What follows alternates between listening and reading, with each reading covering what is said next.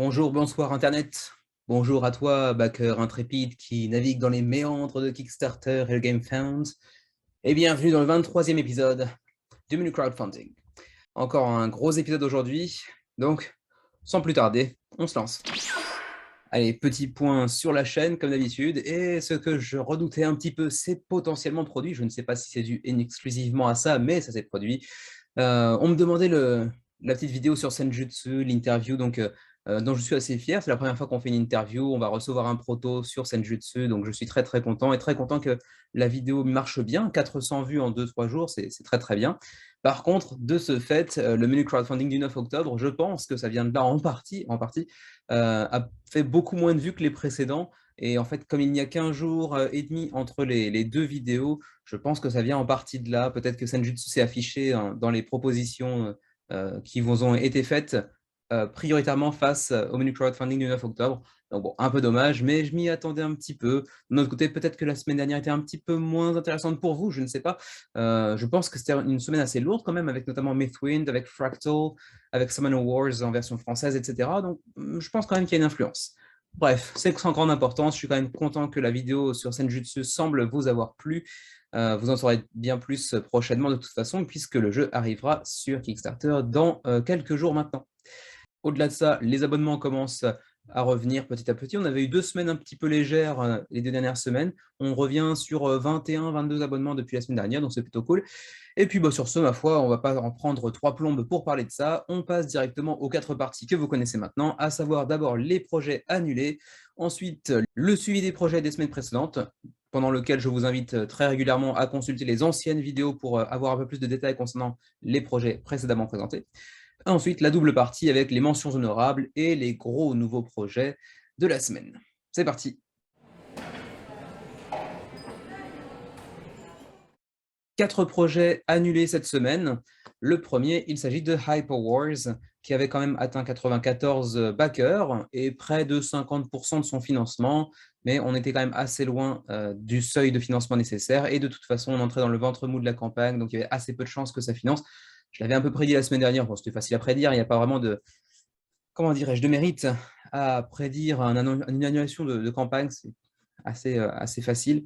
Hyperwars annule donc, mais on les reverra, ils l'ont déjà annoncé, ne serait-ce qu'ici, hein, ils vont relancer leur campagne d'ici quelques temps. Vous pouvez vous inscrire aussi à leur newsletter pour en savoir plus sur la nouvelle campagne de Hyperwars quand elle arrive. Le second projet, ça fait partie de ces quelques projets qu'on voit un peu récemment qui annulent dans la foulée de leur présentation sur Kickstarter, puisque Gartenbau n'avait pas encore été présenté, qu'il est déjà annulé. Il a été annulé aujourd'hui même d'ailleurs, après avoir quand même attiré 155 backers, mais bon, annulation malgré tout.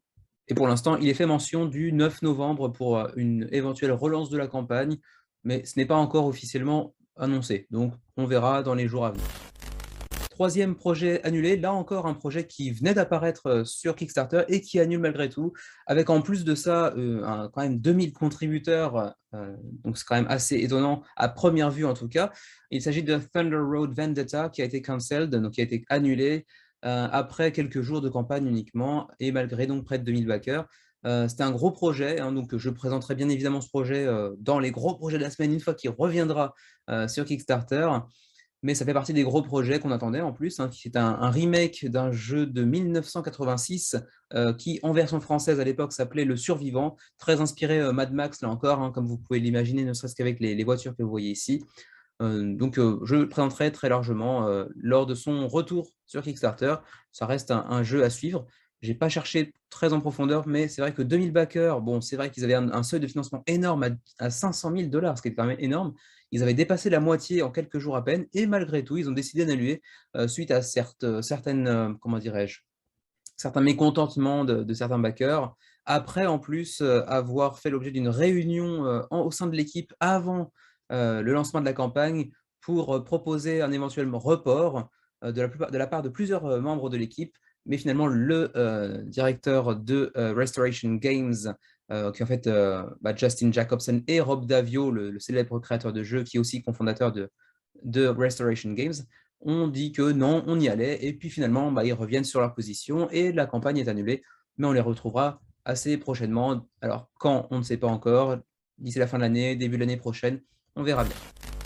Autre campagne annulée avec une certaine surprise, avec un certain étonnement, il s'agit de Myth Goal, que vous suivez peut-être sur le menu crowdfunding depuis 3-4 semaines de ça, et qui annule avec 1480 contributeurs et un financement déjà atteint, et déjà même atteint à 200%, environ un peu moins de 200%, 180%, et qui annule malgré tout parce qu'il reste malgré tout déçu du résultat qui est le leur. Et encore une fois, ça peut relancer le questionnement, la problématique des seuils de financement espérés, escomptés et des seuils de financement apparents.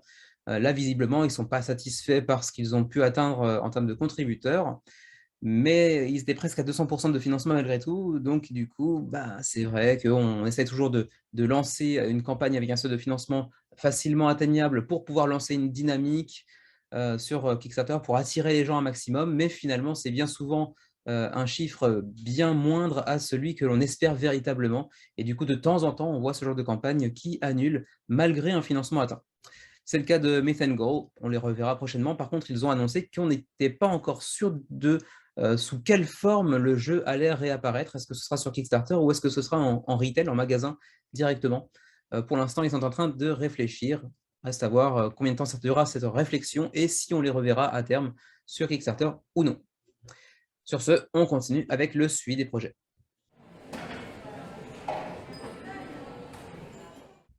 Le suivi des projets va être assez rapide cette semaine parce que là encore, on est sur une grosse semaine avec beaucoup de petits projets qui viennent d'arriver. Donc, on va prendre un petit peu moins de temps, notamment pour exposer les différents stretch goals qui sont venus s'ajouter aux différentes campagnes, même si j'aimerais bien vous le faire et que j'ai pris l'habitude de le faire parce que je sais que certains apprécient ça et qui ne peuvent pas forcément suivre en anglais les différents stretch goals et les comprendre efficacement.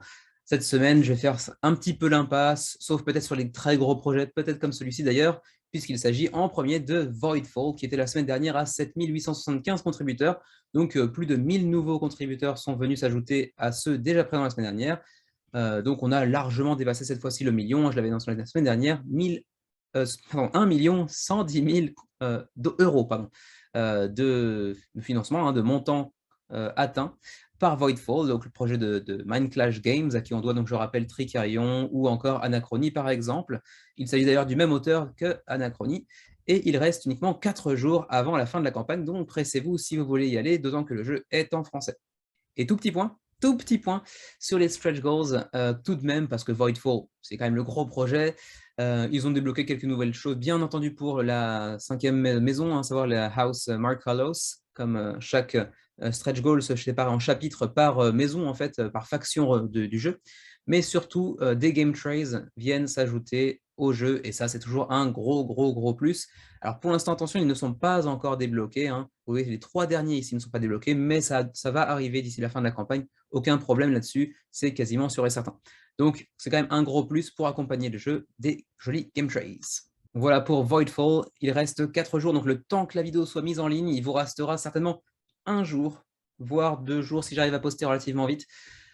Donc, dépêchez-vous si vous n'y êtes pas encore.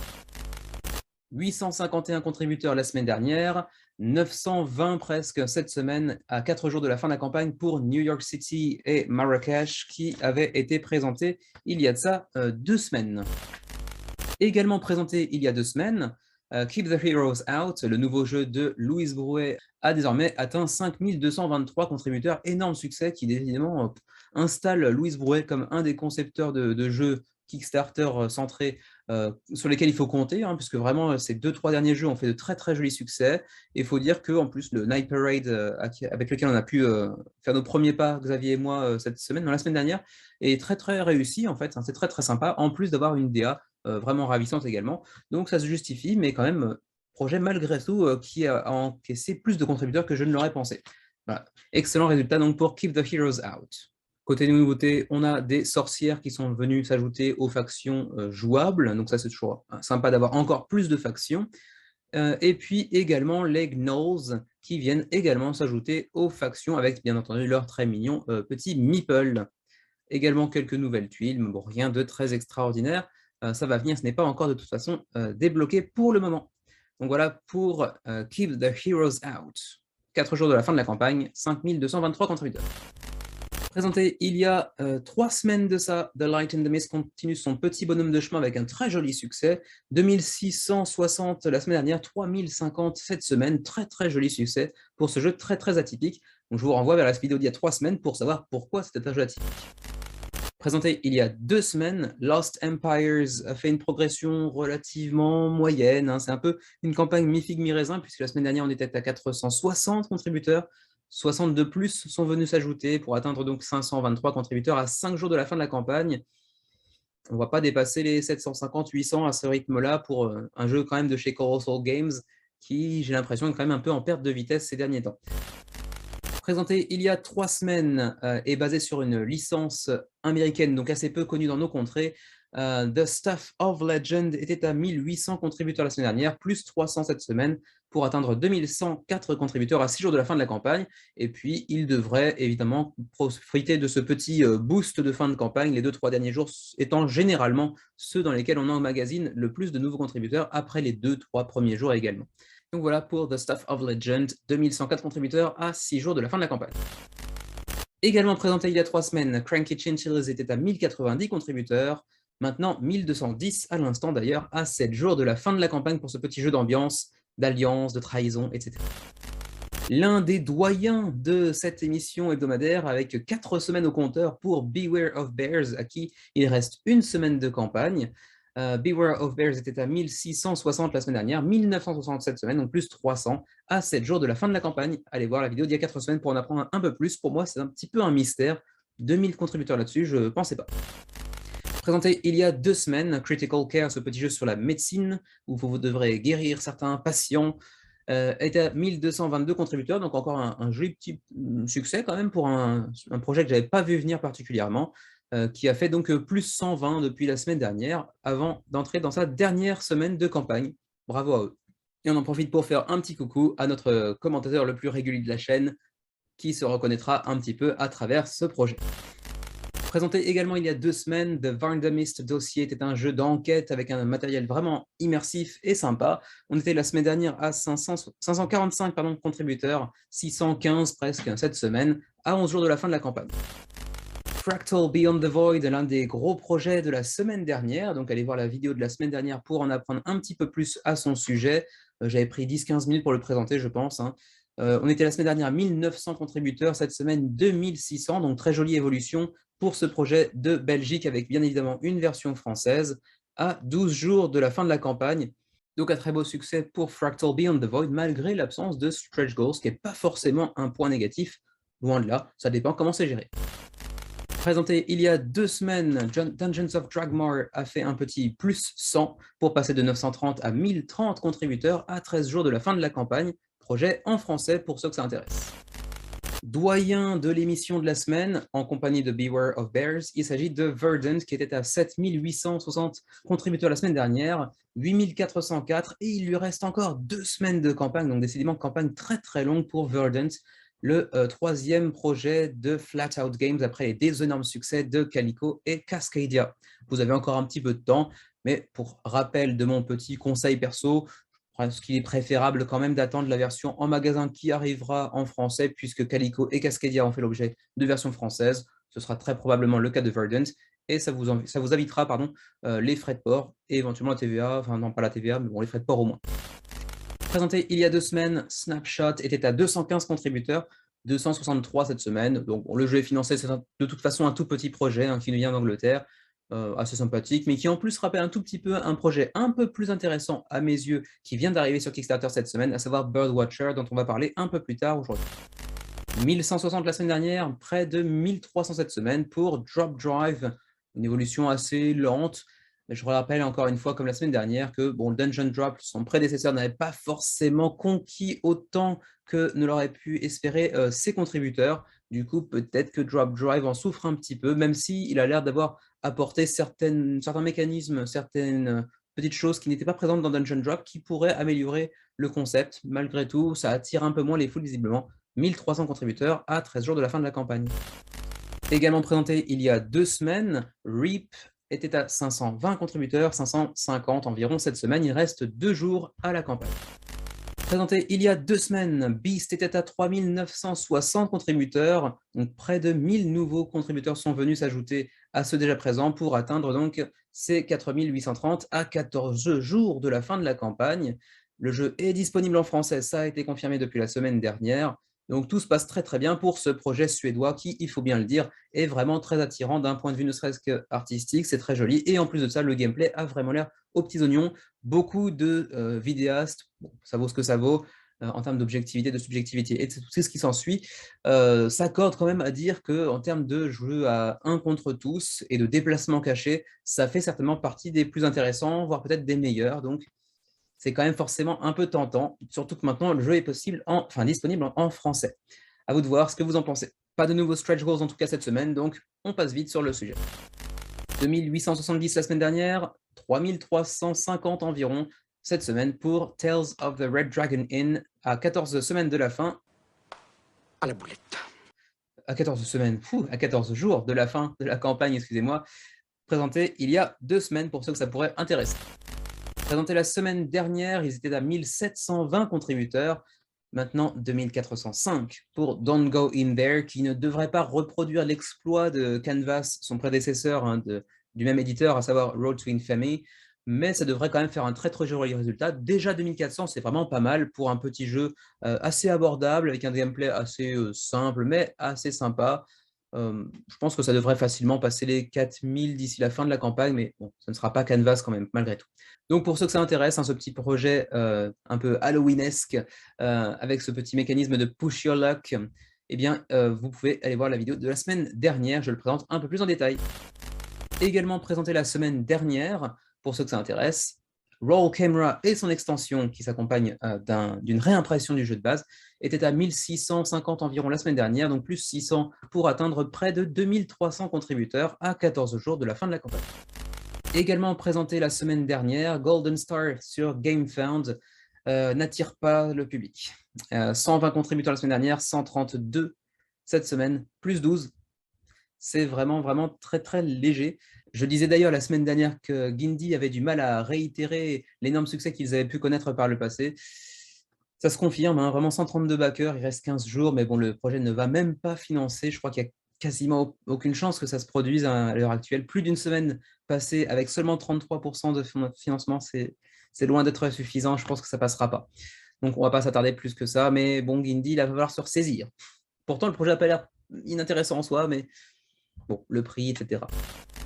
On continue avec les cartes 20 et c'est ici une petite demande de l'auteur qui m'a contacté sur Facebook. Donc, je prends 2 minutes pour en parler rapidement, même si je ne le fais pas dans les nouveaux projets, mais dans le suivi des projets pour fluidifier un petit peu, parce qu'on a encore une grosse semaine. Donc, les cartes 20, c'est simplement un jeu de cartes à jouer, tout ce qu'il y a de plus simple à ce niveau-là, de plus basique. Mais cette fois-ci, ça s'accompagne de ce thème bien français, bien de chez nous, Cocorico, à savoir le vin, la vinasse. Oui, messieurs, dames, avec déjà 300%, oui, c'est 320% de l'objectif de financement atteint. Donc, on est largement au-dessus du seuil de financement, ce qui fait que vous aurez le jeu théoriquement livré avant Noël, ce qui est une très bonne nouvelle. Il s'accompagnera en plus d'un poster, voire même d'un deuxième poster.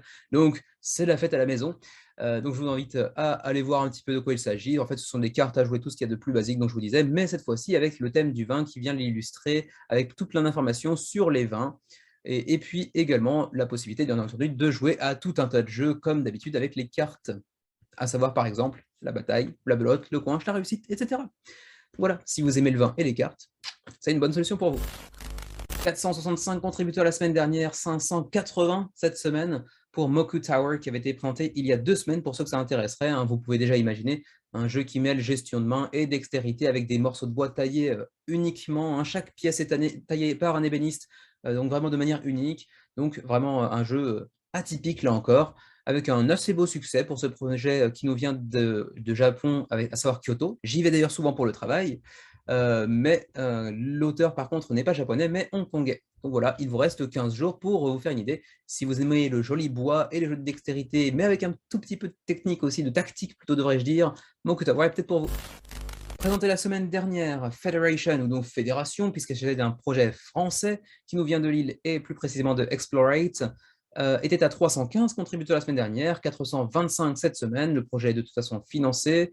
Il reste 16 jours à la campagne, à vous de voir, sachant que de toute façon la campagne est en français, donc vraiment en plus de la vidéo de la semaine dernière, vous pouvez directement consulter la campagne en français. Federation, plus de 2 semaines avant la fin de la campagne, 425 contributeurs. Le gros projet de la semaine dernière, à savoir Mythwind, le jeu qui n'en finit jamais, le jeu qui n'a pas de fin, qui n'a pas de victoire ni de défaite, mais qui propose une expérience certainement unique et certainement, d'un certain côté, inoubliable, j'imagine. Pour ne pas y avoir joué, je ne pourrais pas vous en dire tellement plus. Je vous conseille, comme la semaine dernière, d'aller voir les vidéos de Nyx ou encore du Meeple Reporter, par exemple, qui vous en apprendront bien plus. Et puis, si vous voulez juste simplement voir un petit peu de quoi il s'agit en termes de gameplay, etc., bah, bien sûr, consultez la vidéo de la semaine dernière. En tout cas, très joli succès avec 6700 contributeurs environ à 17 jours de la fin de la campagne pour un projet qui, la semaine dernière, était à 6350. Avec quelques petites nouveautés dans les stretch goals, mais rien de très très fou. De nouvelles enveloppes, 5 cartes de météo qui viennent s'ajouter, et puis également 4 tuiles de bâtiments pour les ajouter à ceux que vous avez déjà. On a également une upgrade des cartes d'ailleurs, qui sont maintenant avec le Ivory Core. Alors ne vous inquiétez pas, hein, la base des cartes n'est pas faite en ivoire, hein, ne vous inquiétez pas pour les petits éléphants. Non, c'est juste une question de grammage différent. D'ailleurs, la couleur à l'intérieur des cartes, le carton qui est utilisé, le papier qui est utilisé est un petit peu différent. Je ne vous invite pas à le faire, mais si vous déchirez une carte, vous verrez que la couleur est un petit peu différente. Mais c'est juste une question de qualité supplémentaire, de qualité améliorée des cartes, en fait, tout simplement. Et très bientôt, peut-être une 6e miniature de Petit Esprit de l'univers de Mythwind. Voilà pour Mythwind, il vous reste plus de 2 semaines pour réfléchir, mais pour l'instant, en tout cas, le jeu n'est pas disponible en français. Mais bon, pas spécialement compliqué en soi. Seconde demande que j'ai reçue sur Facebook de présentation, il s'agit de la course à l'oseille. Donc comme tout à l'heure, je ne présente pas le jeu en détail, mais simplement son existence, puisque en plus, il faudra aider un petit peu le projet qui, pour l'instant, peine un petit peu à atteindre son objectif. 104 contributeurs, certes, mais il en faudrait le double environ pour pouvoir espérer financer. Mais bon, il reste 17 jours à la fin de la campagne, avant la fin de la campagne, pardon, donc ça devrait pouvoir se faire. Mais bon, allez, on essaie d'aider un petit peu un projet bien français de chez Ulule, de la ferme à jeu, qui est un jeu sur le jardinage, maraîchage, qui a, ceci dit, un vrai gameplay qui n'est pas dénué d'intérêt. En plus, pour 2 à 6 joueurs, c'est assez sympa, avec des parties entre 45 et 90 minutes, ce qui peut être potentiellement un petit peu long, mais ça s'explique par la double vitesse disponible en fait dans le jeu. Donc je vous invite à aller consulter rapidement la campagne. De toute façon, c'est du Ulule, donc évidemment, tout est disponible en français et quasiment exclusivement en français. Je pense qu'il n'y a pas de version en anglais de toute façon. Donc allez voir la course à l'oseille, ça a l'air assez sympa et ça a l'air développé par des gens très bien en plus. Donc je vous invite à y aller, ça a l'air fun. 3e projet Ulule de la semaine, c'est bien la première fois qu'on a autant de projets de la plateforme franco-française sur le menu de la semaine. 160 contributions cette semaine pour Chronica Universalis, donc petit plus 15 depuis la semaine dernière, à 17 jours de la fin de la campagne. Pour ceux d'entre vous qui aimaient les jeux à collectionner, petit gouffre financier certes, mais c'est tellement intéressant. Et puis en plus, sur le thème de l'histoire de France, donc on ne peut que s'y intéresser. Donc voilà pour Chronica Universalis. Si vous êtes fan d'histoire et de jeux à collectionner, ça risque d'être intéressant pour vous. Donc il vous reste environ 2 semaines et demie pour vous y intéresser. Filez tout de suite sur Ulule. On passe à Zooking, présenté la semaine dernière, et Zooking aime les chiffres ronds. 200 la semaine dernière, 250 cette semaine.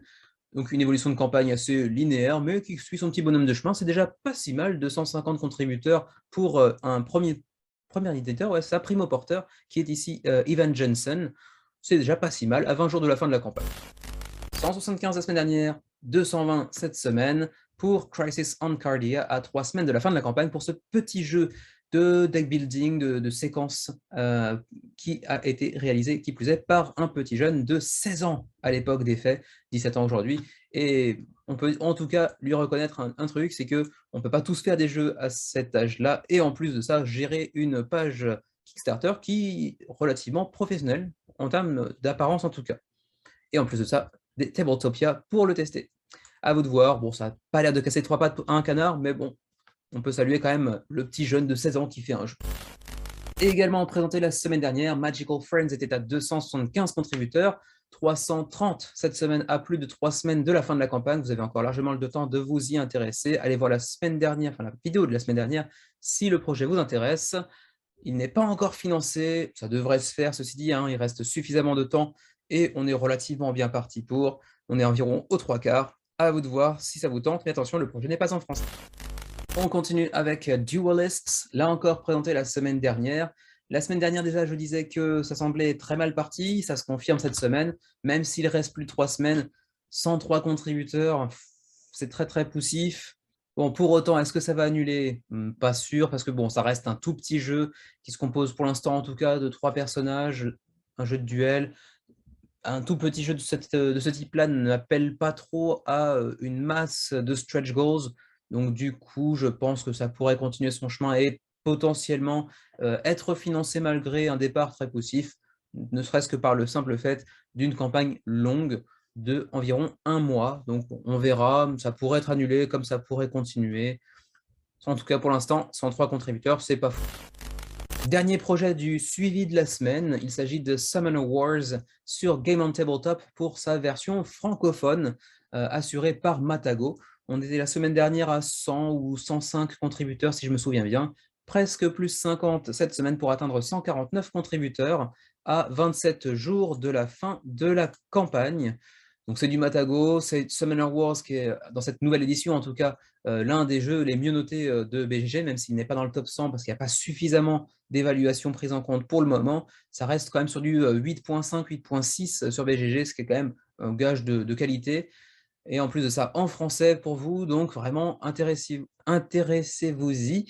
Ça risque de faire du boucan quand ça arrivera. De toute façon, ça arrivera en boutique après, que vous ayez backé ou non, très certainement. Mais c'est l'occasion de profiter pour avoir peut-être certains petits bonus par-ci, par-là. Je n'ai pas fouillé plus que ça parce que tout est en français déjà pour vous. Donc, je ne vais pas non plus vous mâcher le job quand c'est en français. Merde. Sur ce, on va maintenant en terminer là pour le suivi des projets et on enchaîne tout de suite avec les mentions honorables parmi les nouveaux projets de la semaine.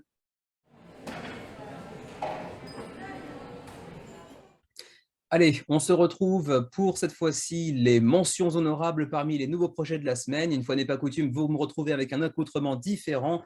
Je n'ai pas eu le temps de terminer la vidéo hier, donc me revoici aujourd'hui. J'ai même pas pris le temps de me changer après le boulot, mais on est parti avec Micro Medusa, premier petit projet de la semaine, avec déjà 253 contributeurs à 16 jours de la fin de la campagne, donc plutôt déjà un score respectable hein, pour un petit éditeur, dont c'est quand même le 7e projet, certes, mais assez peu connu. Il s'agit d'un très petit jeu pour 2 joueurs, un petit peu asymétrique, dans lequel l'un d'entre vous va incarner Méduse, donc l'une des Gorgones, face au champion grec, peut-être, j'imagine en tout cas, qui va chercher à se défaire de cette fameuse Gorgone avant qu'elle ne le transforme en pierre. Vous aurez compris que ça se base bien évidemment sur la mythologie grecque. Alors, Micromedusa, c'est avant tout un petit jeu de draft. Vous pouvez déjà l'entrevoir en partie ici. Le draft par la méduse qui va chercher à placer soit une tête de serpent, soit un œil, et l'adversaire qui lui va chercher à placer un bouclier pour se défaire des yeux, ou une épée pour se défaire des têtes, ou une torche pour je ne sais plus quelle autre utilité d'ailleurs. Et bref, la méduse l'emportera si 3 têtes de serpent, non, si 3 yeux, pardon, ou 3 têtes de serpent sont dévoilés, auquel cas elle va le bouffer ou le transformer en pierre, peu importe. Et au contraire, le champion l'emportera s'il réussit à couper 3 têtes de serpent. Donc voilà, petit jeu asymétrique à 2 joueurs hein, qui se joue très rapidement et qui est vraiment abordable. 10 $ plus 6 $, je crois, oui c'est ça, 6 $ de shipping à l'international, 3 si vous êtes pas à tout hasard aux États-Unis. Et le jeu sera livré dans une enveloppe, donc vraiment les frais de port sont vraiment réduits à leur strict minimum. Donc vous prenez vraiment très très peu de risques en backant Micro Medusa. Si vous aimez les jeux pour 2 joueurs courts, nerveux, un petit peu d'asymétrie, ça pourrait faire l'affaire. Je ne pense pas que ça casse 3 pattes à un canard, mais pour un petit jeu de, je crois avoir vu sur le coin de la boîte, le temps était écrit quelque part, voilà, c'était ici, je crois, voilà, c'est ça, 6 à 12 minutes. Voilà, 10 minutes, un quart d'heure, c'est plié. Les tuiles n'ont pas l'air plus vilaines qu'autre chose. La direction artistique, bon, enfin, ça fait le job sans plus. Ça se joue très rapidement, certainement ça appelle à une revanche, voire à une belle derrière. Pour le prix que c'est, à savoir donc 16 $ en comprenant le shipping, bon, ça reste vraiment très abordable. Vous ne prenez pas un gros risque. À vous de voir si Micro Medusa peut vous intéresser. 253 contributeurs à 7 jours de la fin de la campagne. On continue avec Union Station. Encore un jeu de train, me direz-vous. Mais oui, encore un jeu de train, mais pas uniquement. Alors, Union Station a déjà attiré près de 670 contributeurs à plus de 2 semaines de la fin de la campagne, donc un très, très joli résultat, un peu inattendu de ma part puisque ça nous provient de, Daniel Newman qui a fait plusieurs projets qui jusqu'à maintenant étaient toujours restés en dessous de 400-500 contributeurs et là, en quelques jours à peine, il a réussi à atteindre 670, donc à battre tous les records de ses précédents jeux, donc un très bon résultat pour lui. Alors je vous dis que c'est un jeu, de train, mais pas uniquement. Alors, il s'agit en fait de faire évoluer sa compagnie à partir de la Union Station de Chicago qui, au début du XXe siècle, était apparemment l'une des plus grandes stations de train, une plus grande gare de train du monde apparemment. Et en fait, ce petit jeu de 3 à 5 joueurs, au-delà de placer des petites tuiles qui vous permettent de forger un chemin de fer, eh bien, on va vous proposer d'acquérir des parts, des actions de l'Union Station, en fait, tout simplement. Et c'est la personne qui aura le plus d'argent, en plus des tuiles posées pour son chemin de fer, à la fin de partie, qui l'emportera. Donc, plutôt que la pose de tuiles, enfin de jetons pour aller construire votre chemin de fer, c'est surtout votre façon de gérer votre argent et d'acquérir plus d'actions au fur et à mesure, voire de les revendre également, qui vous permettra d'aller chercher plus de points de victoire que vos adversaires. Donc c'est un jeu de train, oui, mais pas seulement. Donc voilà, un petit jeu qui pourrait satisfaire ceux d'entre vous qui appréciez la gestion et les chemins de fer en général. Je sais que c'est toujours un thème qui attire beaucoup de gens, même si ça reste un peu pour moi un mystère, moi qui pourtant vis au chemin des gros fans de chemin de fer de manière assez incompréhensible. Je ne vous en parle pas parce que ce n'est pas l'objectif de la chaîne, mais bien évidemment, vous avez certainement déjà vu dans les documentaires sur le Japon tout un tas de mecs qui prennent des photos de trains qui arrivent en gare tous les jours les mêmes et ils les prennent en photo. Bref, c'est assez étrange, mais bon, qui suis-je pour aller les juger? Donc voilà, pour ce qui est de Union Station en termes de gameplay, je passe très rapidement, ce n'est qu'une mention honorable. Sachez tout de même que les composants qui viennent s'accompagner du jeu sont tous présents ici, donc en gros des cartes pour les actions, des petits cercles pour tout le monde pour aller placer votre chemin de fer, des petites pistes de score, hein, rien de très très fou. Et puis par contre, les frais de port. Bon, les frais de port, si vous n'êtes pas aux États-Unis, ça pique malheureusement. Les États-Unis, c'est 9 $, ça peut se faire. Le Canada, c'est 20 $, ça commence à piquer. Le reste du monde, c'est 25 $, ça commence à faire très cher, surtout pour un jeu qui, en lui-même, coûte uniquement 30 $ si je ne m'abuse. Ouais, c'est bien ça, 30 $ pour une copie physique du jeu, plus 25, donc presque le prix du jeu en shipping pour un jeu de cet acabit. Ça me semble vraiment exagéré, donc à moins d'être vraiment, vraiment très fan ou d'avoir suffisamment d'argent pour pouvoir dépenser 25 $ sur un jeu qui en coûte 30, je ne vous encouragerai pas trop à baquer, même si c'est certainement un jeu qu'on ne retrouvera pas en magasin. Sachez également, si vraiment le jeu vous intéresse, qu'il n'y aura pas plus de 1000 copies du jeu durant cette campagne Kickstarter, ce qui est peut-être aussi l'une des raisons pour lesquelles les joueurs se sont assez rapidement amassés sur ce projet pour être sûr de pouvoir avoir une copie. Bon, je ne suis pas persuadé que ça en vaille vraiment la peine pour vous qui êtes certainement, j'imagine, en Europe plutôt qu'aux États-Unis, si j'en crois en tout cas les statistiques de la chaîne. Donc voilà pour Union Station, déjà quand même 670 contributeurs à 16 jours de la fin de la campagne. On continue avec un tout petit détour du côté de la campagne de Olem, qui est un robot pour jeu de plateau. Je le présente parce que c'est français. Ça nous vient de Paris et plus précisément de Ludothèque, dont c'est le premier projet. Et donc c'est un projet parmi les nombreux projets finalement qui fleurissent depuis quelques années, qui essayent de mêler le jeu de plateau avec la technologie et la robotique. Je ne vais pas passer beaucoup de temps sur le sujet parce que, de un, il y a une page en français que vous pouvez trouver ici directement sur la campagne qui vous emmène sur le site de Ludothèque pour vous expliquer un petit peu de quoi il s'agit, mais cette fois en français, bien évidemment. Vous voyez, tout est en français, donc vous pourrez découvrir un petit peu ça si ça vous tente. Et puis au-delà de ça, je ne passe pas beaucoup de temps là-dessus parce que moi, je suis un petit peu récalcitrant à ce genre de choses. Je ne vois pas très, très, très bien l'intérêt de jouer en utilisant un robot, si ce n'est éventuellement pour jouer en solo, ou dans ce cas, ça peut se justifier. S'il y a une intelligence artificielle suffisamment intéressante qui peut remplacer, comment dirais-je, une sorte de automate solo que nous devons manier nous-mêmes en réalité, pourquoi pas, ça peut être un gain de temps intéressant. Et encore, j'avoue que moi, au-delà de ça, le robot pour les jeux de plateau, c'est un truc qui est plutôt un repoussoir pour moi qu'autre chose, mais je sais que ça pourrait éventuellement intéresser plusieurs personnes. d'autant que le projet est français et donc évidemment disponible en français, vous l'imaginez. Ceci dit, déjà 158 contributeurs à 20 jours de la fin de la campagne. Le projet n'est pas encore financé totalement, on est à 90% environ, 85% de financement, donc ça se passe plutôt bien, ça devrait financer sans trop de problèmes, même si 160, c'est pas non plus énorme compte tenu des chiffres qu'ils avancent un peu plus tard. Ils parlent de milliers de testeurs ravis, mais qui visiblement ne backent pas. Mais bon, ça se comprend aussi par le prix, hein, je ne vais pas passer plus de temps que ça sur le projet. Le prix est là, 230 € pour le Early Bird.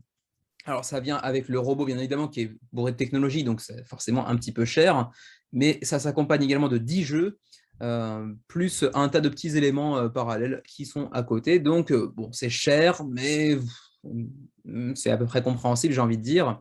Vous avez aussi 280 €, un pledge supplémentaire, hein, qui n'est cette fois-ci pas un Early Bird, mais un pledge de base. En fait, c'est la même chose, mais sans le Early Bird. Vous avez ensuite un Premium Pledge, vous avez un pledge à 330 € avec 5 jeux supplémentaires, 6 miniatures supplémentaires, parce qu'il y a aussi des miniatures qui viennent accompagner le jeu. Donc bon, c'est cher, c'est même très cher.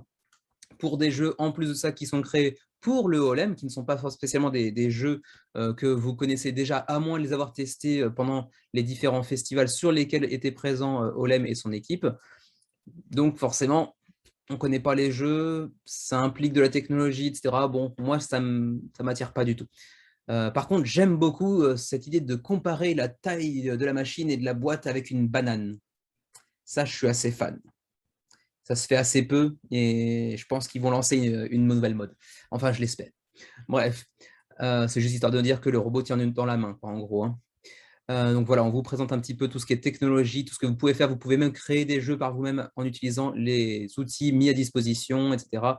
Là, on vous fait une petite présentation de tous les jeux qui sont déjà présents en fait sur la plateforme Olem. Je ne vais pas passer 50 minutes sur chacun des jeux, bien évidemment, hein. Vous irez voir sur la page en français ou en anglais sur Kickstarter. Il y a tout un tas de jeux avec des jeux de stratégie comme Apocalypse. Il y a un jeu qui s'appelle Guardian and Thieves, qui est un jeu de coopération et stratégie. On a des jeux plus ou moins longs, 45 à 90 minutes. On a aussi des jeux beaucoup plus courts. Ici, par exemple, 5 à 10 minutes pour Prison Escape. D'accord. Donc voilà, vous avez plein de jeux différents à tester si ça vous tente. Mais le projet est très très cher. Donc bon, à vous de voir. Ça peut être sympa, c'est un projet français. Mais bon, voilà, 230, 280 si vous ratez le Early Bird, ça pique un petit peu quand même. Donc voilà, je vous laisse là-dessus pour Allem. 158 contributeurs à 19 jours de la fin de la campagne. On continue avec un nouveau projet qui est en fait un double projet porté par Board Game Tables qui s'est fait connaître en faisant bien évidemment des tables pour jeux de société et jeux de plateau, mais qui depuis quelques années déjà s'est aussi fait une belle réputation sur les jeux de société qu'ils ont décidé de créer. En plus, vous connaîtrez certainement par exemple QI, qu'on a vu voilà ici, QI, qui est un jeu qui est sorti en français très récemment, ou encore On Tour, qui je crois a sa version française également, aussi quelques-unes des tables qu'ils ont mis en vente également. On a aussi eu récemment WeBytes, attention de ne pas prononcer ça en français, Loot of Lima également, qu'est-ce qu'on a vu récemment? Kabuto Sumo, je crois, qui était quelque part, voilà ici, Kabuto Sumo. Voilà, donc tout un tas de petits jeux qui sortent fréquemment chez Board Game Tables. Et cette fois-ci, ils nous reviennent avec deux jeux, à savoir Dandelions et Psychic Pigs and Deliverers Go to the Ghost Town. Il faut respirer avant de le prononcer celui-là, qui sont deux jeux japonais. Comme vous voyez ici, ce sont des Japanese Hidden Gems, donc en gros des petites pépites ignorées du grand public et en provenance du Japon. Et donc, c'est cette fois-ci une localisation en fait en anglais pour Board Game Tables qui vient nous proposer ces deux jeux japonais d'origine. Vous pourrez prendre les deux jeux pour 46 $ et avec un shipping vraiment, vraiment très sympa pour ceux d'entre vous qui potentiellement pourraient habiter aux États-Unis. Je pense qu'il y en a très, très peu, voire aucun. Mais si vous y êtes, c'est vraiment rentable en termes de frais de port. Pour ceux qui sont en Europe, on verra un peu plus tard. On nous dit ici que ces deux jeux, donc Dandelions et on va dire Psychic Pizza, on va essayer de raccourcir un peu le titre, sont deux jeux vraiment innovants, créatifs et qui s'apprennent rapidement, qui ont des durées de partie très courtes, qui sont hautement interactifs, mais qui ont malgré tout une forte dimension stratégique. Alors, on commence par Dandelions, qui veut dire donc pissenlit. Pissenlit qui j'ai appris récemment, le saviez-vous? Heu, on s'en fout tous, mais c'est pas grave, qu'on peut appeler ça aussi dent de lion en français, mais avec dent de lion, l'animal. Voilà, je l'ignorais et j'ai eu un petit wow effect, donc voilà, je voulais le partager avec vous. Donc Dandelions, il s'agit d'un petit jeu pour 2 à 3 joueurs sur des parties très courtes de 15 minutes. Alors vous le voyez, un matériel très, simple avec quelques petits dés, un petit feutre et un effaceur, des dés dans tous les sens. Bon, relativement simple à première vue en termes de matériel et ça tombe bien puisque c'est ce qu'annonce Board Game Tables avec ces 2 jeux, des jeux faciles à prendre en main. Donc de quoi s'agit-il maintenant? On va en parler un petit peu. Eh bien pour faire bref, Dandelions vous propose d'incarner, mais oui, un pissenlit. Vous n'en aviez jamais rêvé, Board Game Tables l'a fait pour vous, vous êtes maintenant un pissenlit. Et comme tout bon pissenlit qui se respecte, vous allez essayer d'aller porter par le vent, déposer vos graines un peu partout. Et s'il vous plaît, pas de connotation sexuelle, pas de blagues à ce propos, s'il vous plaît. Restons corrects, entre gentlemen. Bref, il s'agit ici d'aller jeter 11 dés, que vous voyez ici, hein. Chaque joueur va partir avec 11 dés, et vous jetez les 11 dés dès le départ. Et à partir de ça, vous allez en éliminer un petit à petit, enfin, vous en allez éliminer plusieurs dés au fur et à mesure de la partie, pour aller déposer vos graines sur différentes localisations, pardon, sur différents lieux, que vous voyez ici incarnés par ces petites tuiles, 1, 2 et 3 ici. Et puis, au fur et à mesure, vous allez perdre les dés que vous aurez utilisés, bien évidemment. Et puis, il faudra avoir le plus de graines sur chacun des 3 plateaux. Bien évidemment, vous pouvez imaginer un petit peu de quoi il s'agit, tout en gardant à l'œil vos concurrents qui pourront également pousser vos dés vers d'autres zones. Donc attention, il y a quand même une interaction intéressante et stratégique. Alors, bon, les composants, c'est assez simple. Vous avez ici un certain nombre de tuiles. Il y en aura 5, numérotées 1, 2, 3, 5, 8.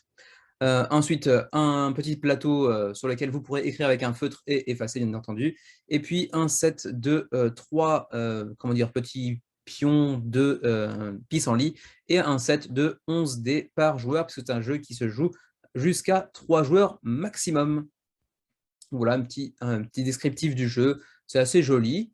Ça casse pas 3 pattes à un canard non plus encore, mais c'est plutôt charmant et au-delà de ça, ça a l'air d'être relativement intéressant, en termes de gameplay. Ce coup de jeter tous les dés d'un seul coup et de les utiliser petit à petit, c'est vrai que je l'ai assez peu vu jusqu'à présent, donc pourquoi pas. Passons maintenant au deuxième jeu que voici. Il s'agit donc de Psychic Pizza Deliverers Go to the Ghost Town. Un jeu de Hayato Kisaragi qui visiblement se joue dans la boîte directement. Là aussi, c'est un petit point de vue intéressant, d'un point de vue de gameplay, c'est quelque chose qu'on ne voit pas très souvent. Pourquoi pas, ma foi? Un petit jeu pour 3 à 5 joueurs, pour 30 à 45 minutes, avec visiblement un contre tous, puisque vous avez ici un GM, donc un Game Master, et 2 à 4 livreurs de pizza. Donc vous êtes des livreurs de pizza, mais dans une ville un petit peu particulière, qui est peuplée de fantômes plus ou moins amicaux, mais également de portails interdimensionnels, etc. Donc tout un tas de trucs qui viendront vous mettre des bâtons dans les roues et qui vous empêcheront de livrer vos pizzas alors qu'elles sont encore chaudes, bien évidemment. Et qui dit fantôme dit nuit noire, bien évidemment. Donc vous serez amené à livrer vos pizzas dans la nuit noire, sans aucun visuel, hein, sans aucune capacité de voir ce qui est devant vous.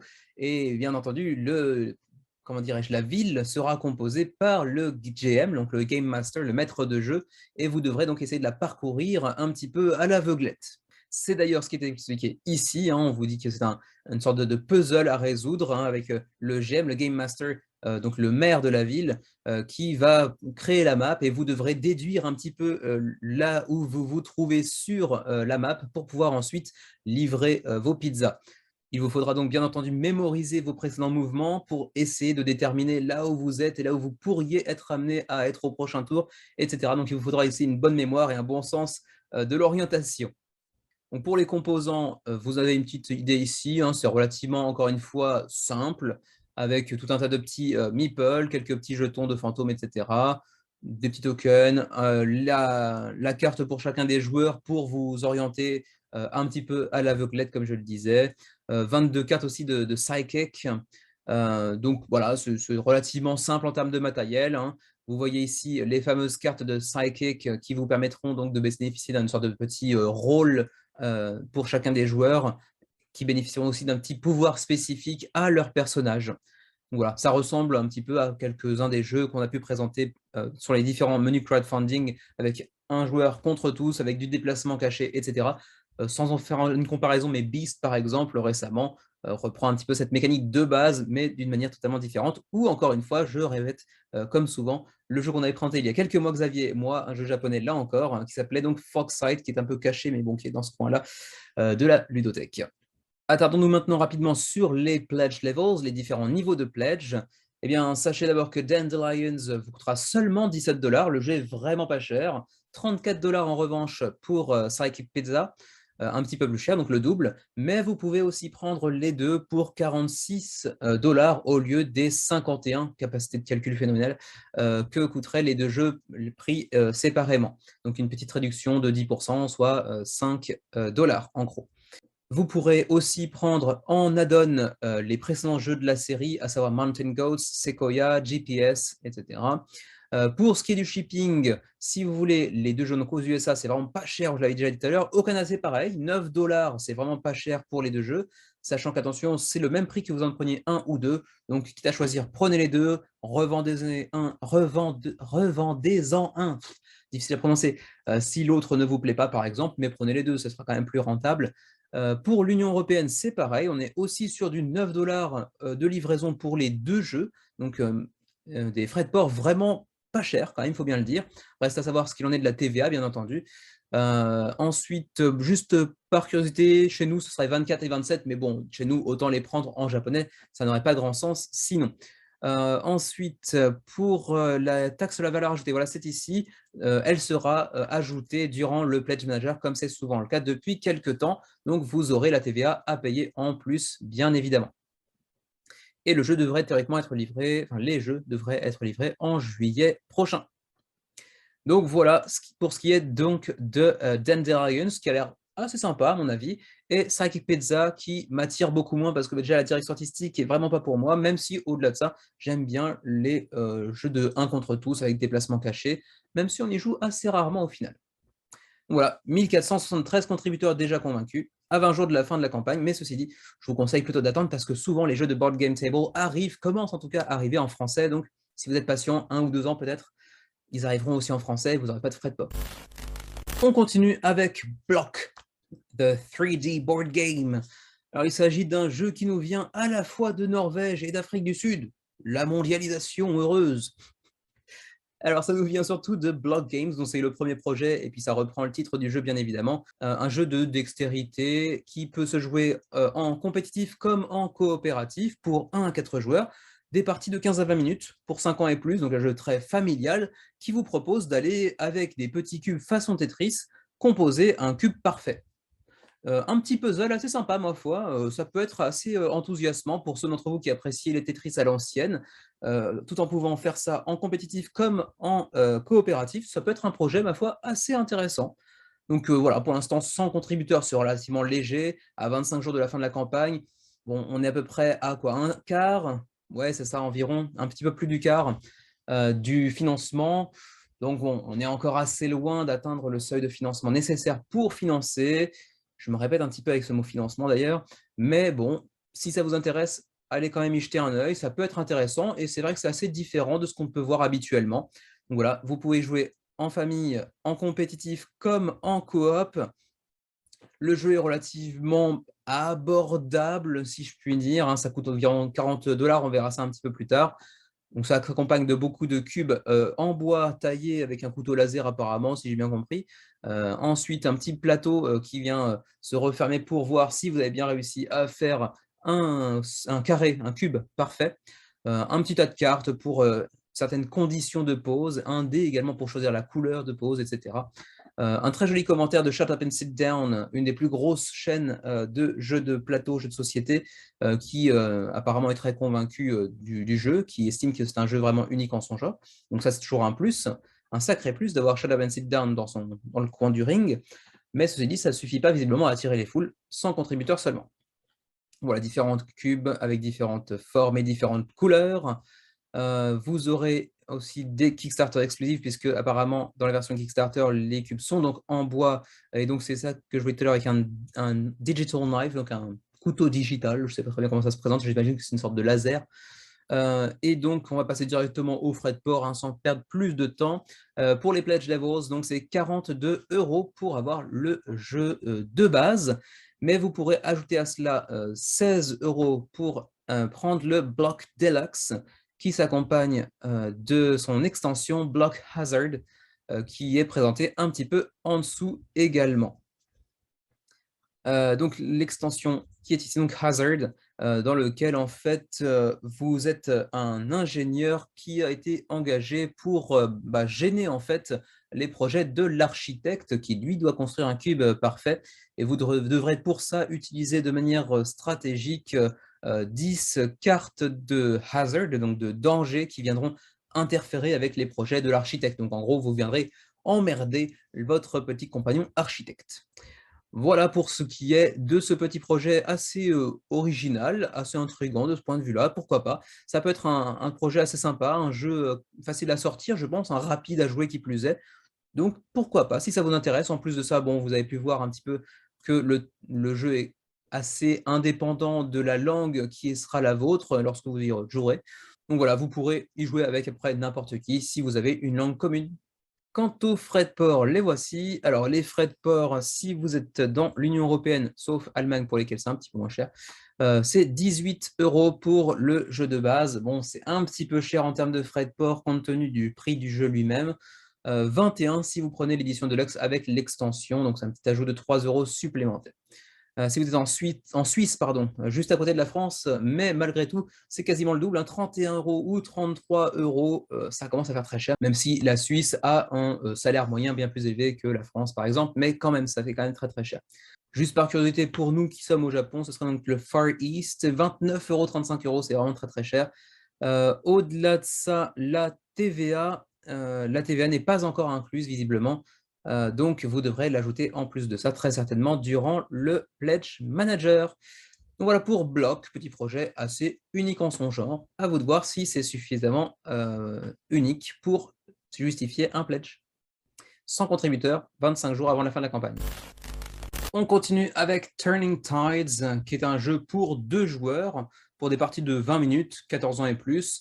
Et vous pouvez déjà l'imaginer avec l'illustration qui est sur la page d'accueil. En fait, c'est un jeu dans lequel vous allez incarner le capitaine de 2 vaisseaux qui vont simplement s'affronter durant une tempête sur la mer, bien entendu. L'avantage du jeu, c'est qu'il est quand même disponible en français, pas pour le matériel, mais en tout cas, la règle sera présente en français, téléchargeable en PDF. Pour l'instant, ceci dit, ça n'attire pas les foules, hein, 50 contributeurs à 26 jours de la fin de la campagne. On risque quand même très fortement de les retrouver dans les projets annulés prochainement. D'ailleurs, c'est un petit projet qui nous vient de Hollande et un premier projet qui plus est en provenance de Never Be Bored Games.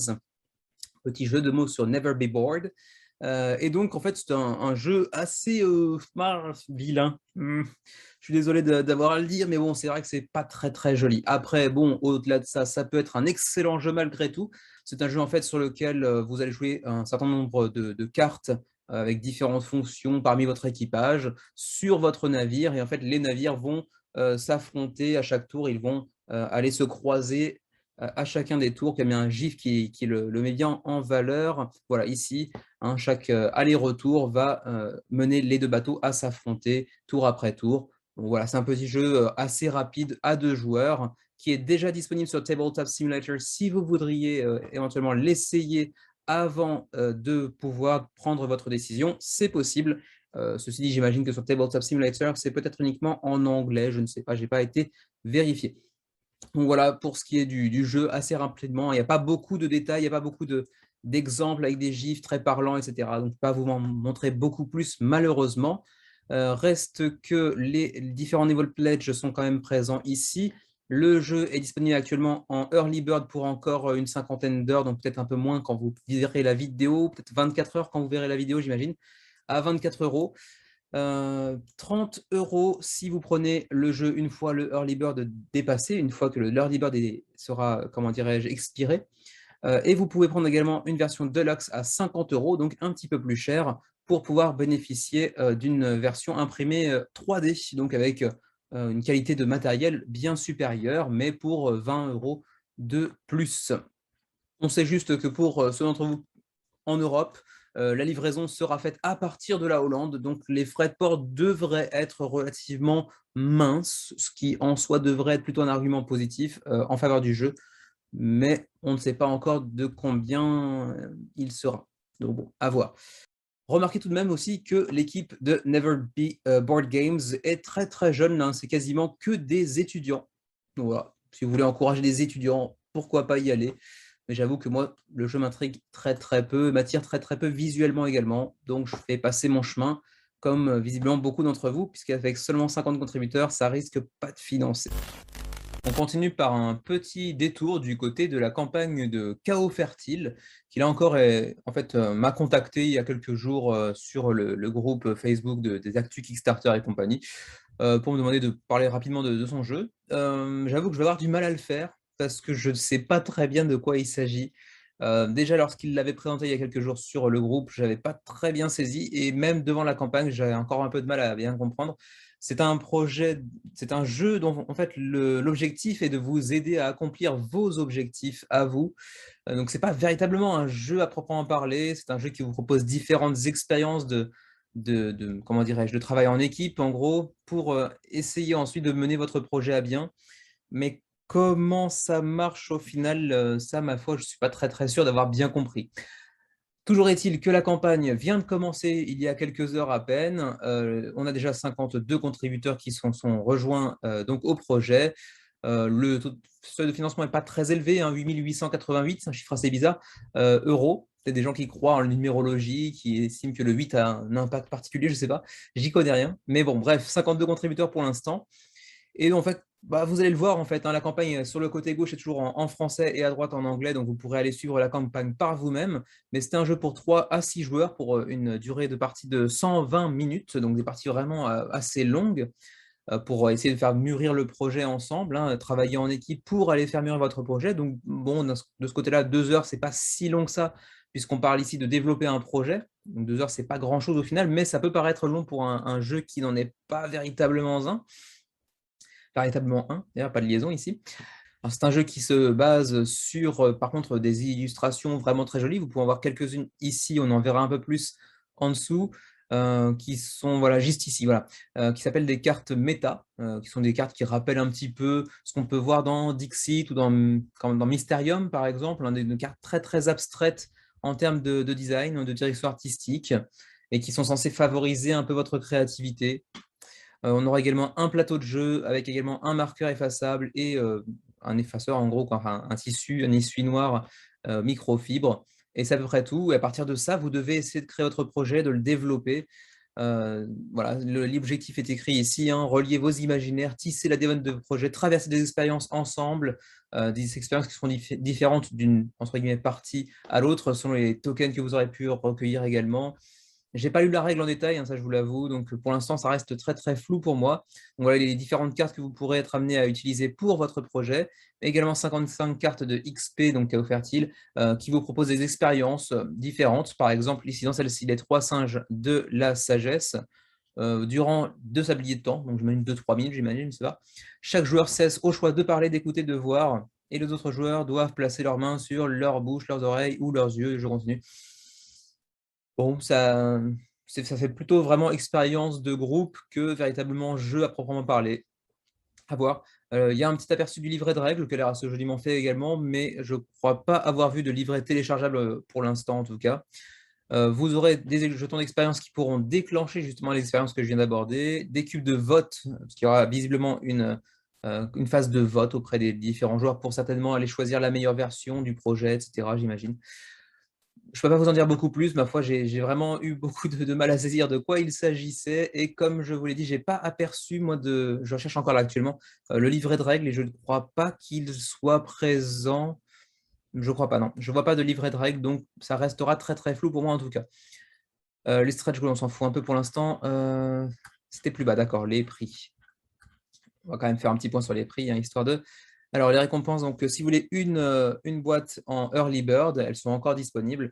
Ce sera 49 €, donc remise de 50% apparemment, ce qui veut dire que le jeu coûtera théoriquement 100 € pour uniquement des cartes, un plateau, un stylo, quelques jetons par-ci par-là. Ça me semble très, très, très, très cher. Déjà, en super early bird, comme ils appellent ça, finalement, ça me semble déjà cher, en fait. Alors, je ne sais pas tout ce qu'il peut y avoir en termes de travail préalable pour construire un jeu de développement de projet de ce genre-là, mais purement mécaniquement parlant, purement matériellement surtout parlant, ça justifie assez difficilement le prix, j'ai l'impression en tout cas, hein. Donc corrigez-moi si je me trompe dans les commentaires. Pour l'instant, j'avoue ne pas comprendre le prix. 49 € donc pour le super early bird, il en reste encore 45 sur 60. Ensuite, une fois les 60 copies épuisées, on aura un autre early bird, ce qui est assez étrange là encore. Il en reste 50 pour l'instant parce que personne ne l'a pris, puisqu'actuellement, il y a seulement 15 personnes qui ont backé sur ce super early bird.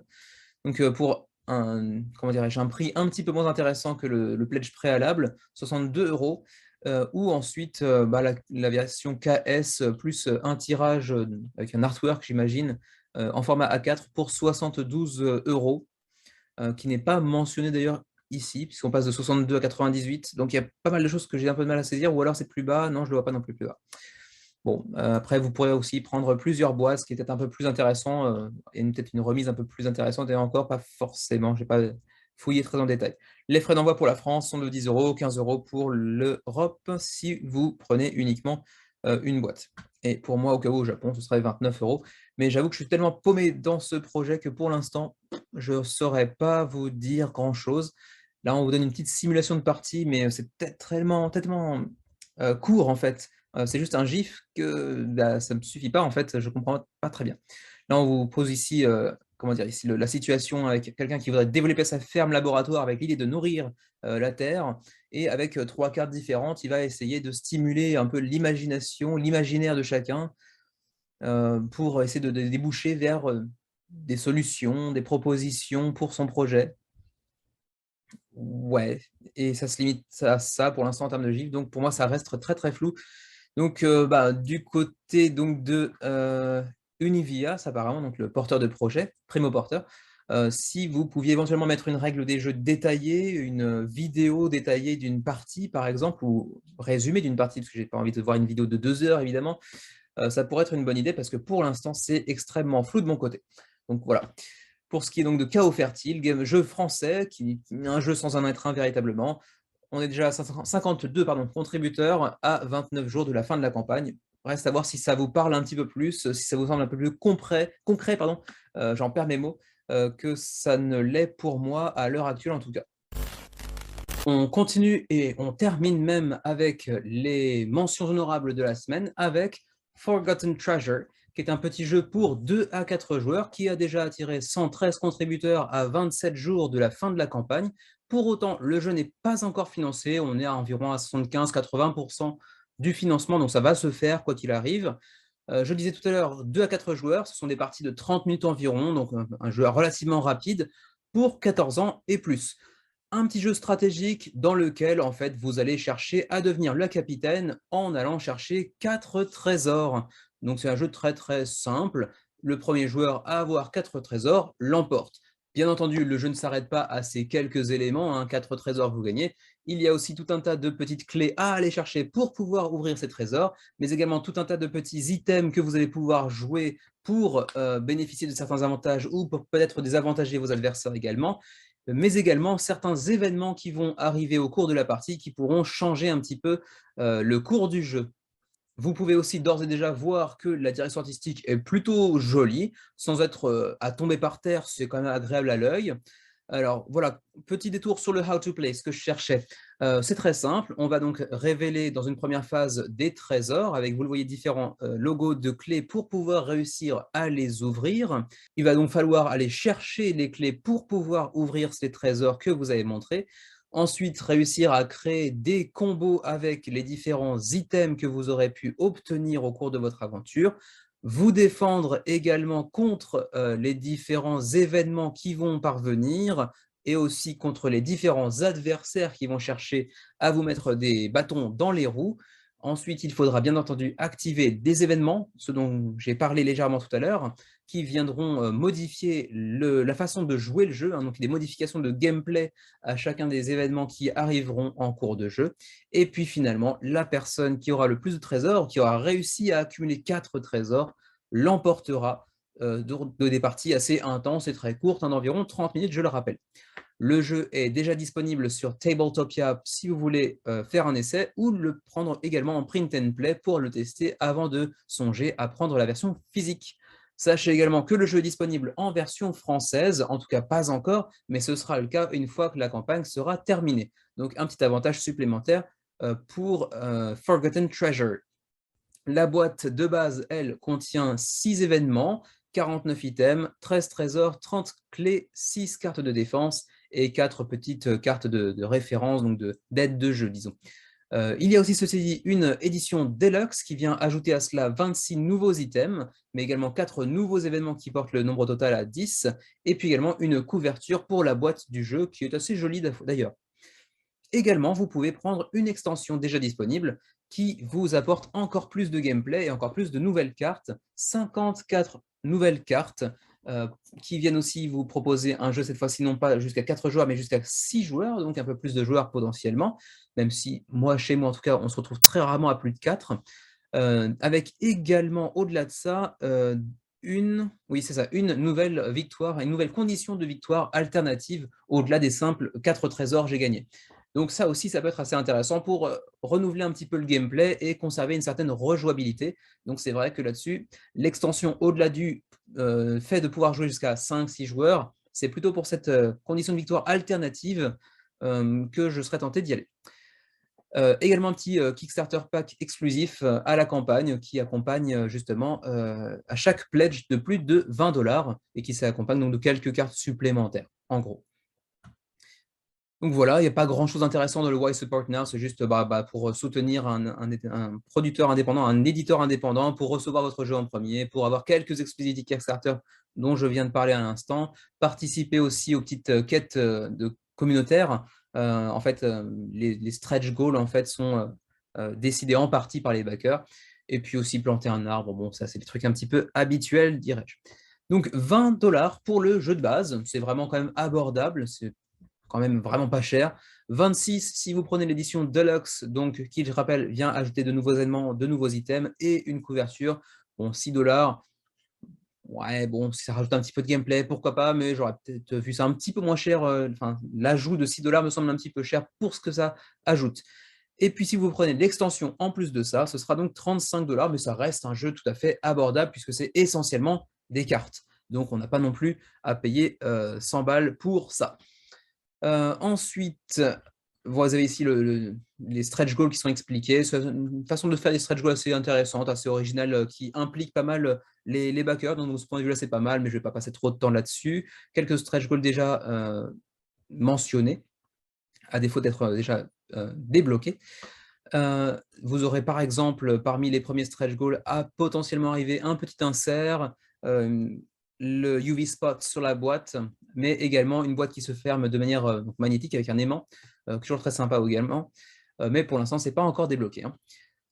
Voilà, c'est à peu près tout ce que je peux vous dire. Reste les shipping, donc le frais de port. Les frais de port sont divisés en différentes zones comme toujours. La France, mais également la Belgique se trouve dans la zone 2 que vous voyez ici, Belgique, France, peut-être également la Suisse, j'imagine. Non, la Suisse est dans la zone 4, d'accord. Le Canada est également... non, je ne la vois pas. Dans la zone 2, Canada. Donc, pour la zone 1, c'est 7, 11 ou 10, 13. Donc, quitte à économiser, enfin, pas économiser, mais disons, amortir un petit peu le pledge, autant prendre la Deluxe, voire même la Deluxe plus extension, parce qu'au final, en termes de frais de port, ça revient plus ou moins au même. Donc, je conseillerais plutôt de prendre au moins la Deluxe. Et en termes d'ajout de gameplay, de cette petite condition de victoire alternative, je prendrais même l'extension si j'étais vous et que j'étais intéressé. Je ne dis pas que personnellement j'irais, je ne sais pas, ça peut être intéressant comme jeu, mais moi je suis dans la zone 3 avec le Japon, si je ne m'abuse, c'est sa zone 3, où là on est plus sur du 14-24, 19-26. Bon, ça me fait un petit peu mal de sortir quasiment le prix du jeu pour des frais de port, même si nous, au Japon, on n'a pas la TVA qui s'ajoute à ça. Alors que pour vous, la TVA sera ajoutée, je pense. Oui, c'est ça. La TVA sera ajoutée par la suite dans le Pledge Manager, comme souvent récemment. Donc voilà. Donc jeu relativement abordable, qui a l'air assez sympa, sans être extraordinairement innovant non plus. Ça peut être un petit jeu assez fun. Vous voyez ici également, la direction artistique est plutôt soignée, c'est plutôt joli, c'est plutôt coloré tout en gardant une certaine sombreur. Oui, oui, ça se dit. Heu, mais bon, je trouve ça assez charmant. Après, bon, ce ne sont que des cartes, hein, bref. Voilà, c'est à peu près tout ce que je peux vous dire pour Forgotten Treasure, premier projet pour, Wicked Magic Games. 113 contributeurs à 27 jours de la fin de la campagne, mais bon, ça va financer très prochainement. D'ici la fin de la semaine prochaine, je pense qu'on y sera. Et c'est à peu près tout pour, les mentions honorables de la semaine. On a maintenant 4 jeux à présenter dans les gros projets de la semaine, y compris un jeu français.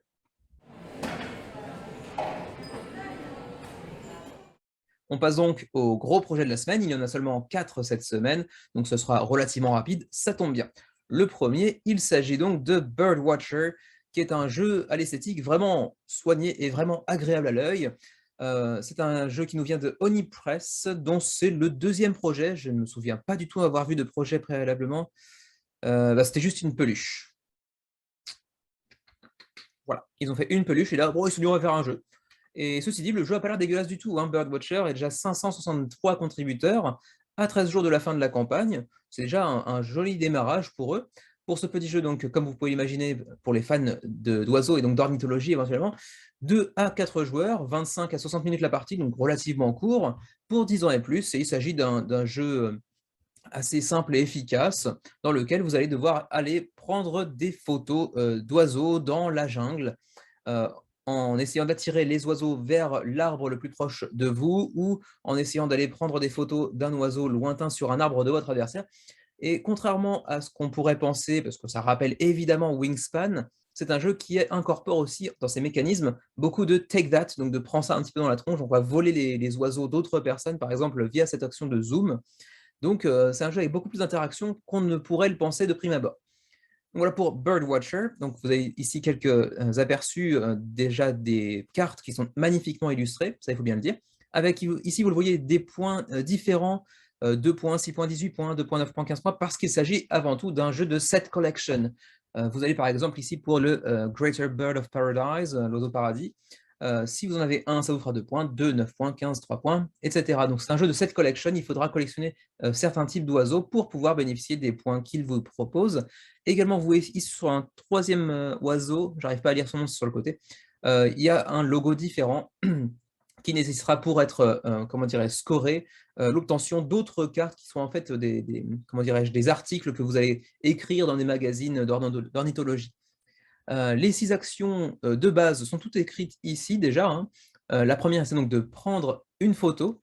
Ensuite, de courir dans la jungle pour, comment dire, que les oiseaux présents au centre de la jungle s'éparpillent vers les différents arbres, j'arrive pas de tousser, les différents arbres, propres à chaque joueur, hein. Vous aurez chacun un arbre sur lequel les oiseaux viendront se poser. Ensuite, un bird call, en fait, qui est l'utilisation d'un appât pour attirer les oiseaux dans votre, arbre. Ensuite, l'action de zoomer, qui prend 2 actions, hein, qui coûte 2 actions, vous en aurez 3 au début de chaque tour, pour aller, chercher un oiseau sur l'arbre d'un autre joueur et donc lui voler l'opportunité, d'en prendre la photo lui-même, en fait, tout simplement. Et ensuite, également l'action de publish, donc de publier, donc d'écrire, un article dans un journal d'ornithologie. Et ça fait donc, 5 actions, pas 6, hein, comme je le disais tout à l'heure. Et comme vous pouvez l'apercevoir ici également, selon le nombre de joueurs, il y aura un certain nombre de photos à prendre pour, terminer la partie, pour, activer la fin de partie. 16, 14, 12, j'imagine que c'est pour, 2, 3, 4 joueurs. Et puis également, vous aurez, maximum 6 cartes, 6 oiseaux, sur votre arbre à tout moment. Vous avez également, des petits jetons en bois d'insectes, certainement pour attirer les oiseaux, mais ça, on va le voir un petit peu plus bas dans la campagne.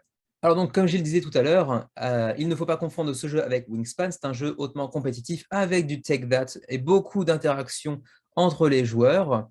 Heu, Ici, vous avez l'habituel, commentaire de Rado qui est fan d'absolument tous les jeux qu'il teste. Ce qui est assez intéressant, c'est qu'il dit souvent qu'il n'aime pas beaucoup justement les jeux avec du take that, mais ici, il trouve ça formidable. C'est Rado.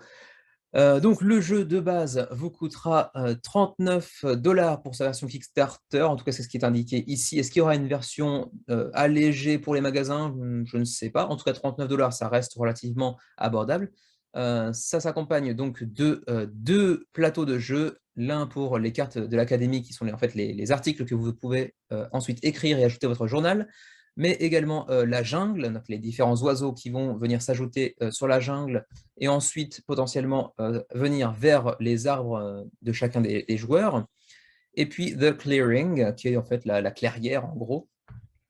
Ensuite, tout un tas de cartes avec, bon, vous le voyez ici, 12, 8, 8, il y a toute une répartition d'oiseaux en tout genre, des oiseaux de la jungle en général. Bon, il y a l'air d'avoir quand même un certain paquet de cartes, hein, je dirais une cinquantaine, peut-être un peu plus de cartes d'oiseaux. On pourra en espérer un petit peu plus, certainement peut-être par les stretch goals que ça va arriver, peut-être, on verra un peu plus dans la campagne. Et puis également 16 cartes de publication qui sont des cartes qui nécessitent certains, comment dirais-je, certaines conditions pour pouvoir encaisser des points et également peut-être gagner des jetons d'insectes. Les jetons d'insectes que vous voyez d'ailleurs ici. Ensuite, pour chaque joueur, je veux dire chaque player, un plateau individuel qui est en fait un arbre sur lequel viennent se poser les oiseaux que vous pourrez ensuite prendre en photo, un bloc de score, et puis la règle bien évidemment. Et dans le Kickstarter uniquement, vous aurez donc ces insectes en format jeton de bois plutôt que ensuite, ici vous les verrez, en carton en fait, dans la version de base j'imagine. Vous pouvez déjà télécharger le livret de règles en anglais uniquement, le jeu n'est pas disponible en français, en tout cas pas pour l'instant. Et ensuite, il y a tout un travail vraiment bien foutu sur le déroulement d'une manche, en fait, hein, très simplement, où vous allez tout d'abord, par exemple, appeler des oiseaux vers votre arbre avec donc un appât. Donc, ils viendront s'ajouter au-dessus de votre plateau individuel.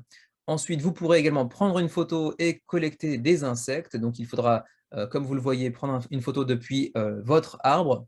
On verra par la suite qu'il y a des possibilités de le faire depuis l'arbre d'un autre personne, mais un peu plus difficilement. Et donc, il faudra composer des séries. Comme vous voyez ici, il y a déjà une série ici de 2 cartes. Ici, il en ajoute une deuxième également. Si vous en faites 2 photos d'un même oiseau et que vous commencez une nouvelle série, la série de ce premier oiseau est arrêtée. Donc, par exemple, ici, si vous faites 4, 8, 10 points et que derrière vous faites une autre série, vous ne pourrez pas aller obtenir le 4e scoring qui est en bas de cette petite cartouche, par exemple. Ensuite, vous pourrez également publier les résultats de vos recherches en publiant des articles dans un journal d'ornithologie et celles-ci vont vous permettre de maximiser votre score et d'augmenter votre réputation en tant que naturaliste. Ensuite, vous pourrez également opérer un zoom qui vous permet d'aller choper un oiseau sur l'arbre d'une autre personne. Encore une fois, le GIF est très bien réalisé de ce point de vue-là, c'est vraiment très clair. Donc, une action de zoom qui coûte 2 actions, si je me souviens bien, pour aller prendre une photo chez quelqu'un d'autre et donc lui voler l'opportunité de prendre cette photo. Par contre, vous le voyez en fin de GIF ici, il faudra payer le coup en lui donnant une de vos cartes dans l'arbre, dans son arbre, et je crois qu'il a aussi le droit de tirer une autre carte en plus pour le dédommager en gros du take that qu'il vient de prendre. Ou ensuite, vous pourrez aller courir dans la jungle pour que les oiseaux qui s'y trouvent ici aillent bien, dans la clairière pour qu'ensuite vous puissiez les attirer vers vous. Voilà, ce sont les 5-6 actions que vous pouvez faire dans le jeu. C'est assez simple, assez clair. Les gifs sont très bien faits et accompagnent vraiment bien l'explication. Et puis, bah, ça se joue relativement simplement, apparemment, hein, entre 30 et 60 minutes, donc c'est assez rapide. Les stretch goals que vous voyez ici, on en a déjà atteint plusieurs puisque le jeu est déjà financé. Donc, quelques oiseaux qui vont venir s'ajouter, bien évidemment, quelques nouvelles publications qui viennent s'ajouter également, un solo mode qui devrait pas tarder à arriver également, puisque pour l'instant, le jeu est à 2 à 4 joueurs, mais vous pourrez certainement jouer en solo d'ici quelques heures, j'imagine, ce sera débloqué. Ensuite, on aura le UV Spot sur la boîte, hein, donc une boîte un peu plus, enfin, une meilleure finition sur la boîte en gros. Et puis on aura bien sûr de nouveaux oiseaux, de nouveaux articles, etc. qui viendront s'ajouter au fur et à mesure de la campagne. Pour les pledge levels, donc on a donc l'édition Kickstarter à 39 $ que j'ai mentionné un peu plus tôt. On aura également une version à 55 $, mais uniquement réservée aux États-Unis et au Canada. Donc je ne vais pas passer plus de temps que ça. Ça ajoute seulement quelques illustrations, une enveloppe, quelques stickers, des choses comme ça. C'est pas très très intéressant. Ensuite, l'opportunité de prendre 2 jeux de base, en fait, simplement. Ou vous pouvez également prendre une Ultimate Collector's Edition pour 300 boules. Ça commence à piquer sévèrement, mais avec un dessin unique et signé de la main de l'illustratrice, etc. Votre nom dans le livret de règles, etc. Donc, c'est pas non plus essentiel. Un certificat d'authenticité, on s'en fout un petit peu. Donc bon, très clairement, le seul conseil que je peux vous donner, si en plus de ça, vous êtes En Europe, c'est facile, c'est l'édition Kickstarter de base, puis après le reste, de toute façon, c'est Canada ou États-Unis, et le reste est vraiment pas très intéressant, à moins d'en prendre 2, évidemment, si vous avez un ami avec lequel vous pourriez faire un mini pledge groupé, par exemple, mais c'est à peu près tout. Ensuite, passons aux frais de port. Les frais de port sont ici. Donc pour les États-Unis, on s'en fout. Pour le Canada, c'est des 18 pour le jeu de base. Pour l'Europe, il y a plusieurs zones. La France est ici avec 18 $. Pour la Belgique, c'est un peu moins cher. C'est une question de proximité des centres de transport. Ensuite, pour le Japon, parce que là, je m'intéresse un petit peu quand même, pas de TVA comme d'habitude chez nous, mais 22 $ de frais de port, donc finalement ça revient plus ou moins au même. Si on avait de la TVA, ça reviendrait au même en tout cas. Donc 22 plus 39, ouais, bon, ça fait déjà quand même 62 € le jeu au final. Si jamais je le prends, je me fais des calculs tout seul devant vous pour voir si je réfléchis à l'idée de le prendre ou pas. Je sais pas, peut-être pas quand même, ça me semble un petit peu cher en ajoutant les frais de port, mais c'est vrai que le jeu a l'air sympa. Et puis un jeu qui semblait s'orienter vers quelque chose de très posé, de très apaisant, un peu à la Wingspan, et qui finalement comporte un certain degré de take that et d'interaction un petit peu méchante, ça peut être assez marrant. Donc voilà, je serais tenté. Est-ce que je le prendrais? Là, pour l'instant, à l'heure actuelle, sur les seuls stretch goals qu'on a pu voir, j'ai envie de dire non. Mais bon, on verra bien. Donc voilà pour ce qui est de Birdwatcher, un jeu avec un concept assez intéressant, une direction artistique vraiment très soignée et un gameplay pas dénué d'intérêt, et que j'attendais pas forcément ce genre de gameplay, donc c'est plutôt agréable en termes de surprise de gameplay. Donc reste à voir si je le backerai, mais pour l'instant j'ai envie de dire non, ça me semble un petit peu cher, mais d'un autre côté il a l'air quand même suffisamment intéressant pour m'intriguer et pour me donner envie. On verra bien. 13 jours avant la fin de la campagne, 564 contributeurs. Jeu suivant avec Bardwood Grove. Et ça vous dira peut-être quelque chose, puisque c'est encore un projet de Final Frontier Games, à qui on doit déjà tout un tas de projets avec une belle réussite en règle générale. Le plus récent ayant été un double projet avec Solani et The Girls Who Met the Stars.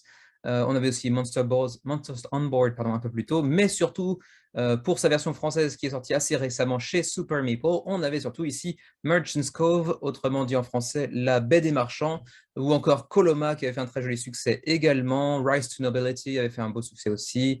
Donc bref, que des jeux vraiment comment dire, populaires et qui ont connu un beau succès sur Kickstarter en règle générale, même depuis le premier projet d'ailleurs de cet éditeur pourtant macédonien, donc c'est pas vraiment, comment dirais-je, une origine qui destine à des grands succès en général sur Kickstarter, mais bon, ils font tous leurs jeux en anglais, donc évidemment ça se passe un petit peu mieux. Et ensuite, c'est généralement, pas toujours, mais c'est généralement illustré par The Miko, que vous connaissez très certainement pour la série Les Architectes du Royaume du Nord, etc., ou de l'Ouest, d'ailleurs j'ai oublié. Donc voilà, pour Bardwood Grove, en termes d'approche artistique, c'est la même chose, hein. On repart dans le même univers d'ailleurs que certains des autres jeux de la gamme de Final Frontiers. C'est un jeu dans lequel vous allez incarner un barde, comme le titre l'indique, qui va parcourir donc une région un peu marécageuse pour aller y trouver différentes légendes à raconter, à chanter. Et c'est un jeu qui en fait se base sur une mécanique principale de deck building, mais également de déplacement sur cette carte que vous voyez ici. Donc deck building pour acquérir de nouvelles compétences, acquérir des fans, etc. Et puis déplacement pour aller trouver de nouvelles histoires à ajouter à votre besace, avec également ce petit mécanisme ici que vous voyez de roue, hein, donc, où il faudra appliquer une rotation pour pouvoir bénéficier des effets. Et une fois que vous aurez fait un tour complet de cette fameuse roue, vous devrez chanter votre conte à partir des éléments que vous aurez pu trouver dans votre aventure. Comme pour les jeux précédents de Final Frontier, la version française sera disponible et assurée par Super Meeple. Donc encore une bonne nouvelle pour ceux d'entre vous que le jeu intéresse.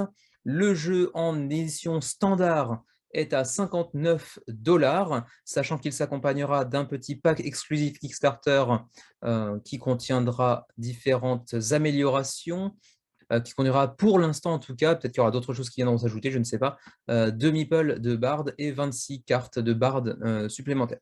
Sachant aussi qu'au début de la partie, quand vous allez sélectionner un Bard, il partira avec, comment dirais-je, un plateau individuel et un deck de cartes qui sera un petit peu asymétrique, donc ajoutant un petit peu ainsi de l'attrait, de l'intérêt pour le jeu. Vous voyez ici donc comment dirais-je, les dials, les petites roulettes de tempo qui seront propres à chaque joueur que vous aurez ici à poser sur votre plateau individuel. Ensuite, bon, tout un tas de petits marqueurs, des petits meeples avec les illustrations donc, de Miko dessus, tout un tas de petits tokens en carton, avec les différents personnages qui vous accompagneront, les cartes, bien évidemment.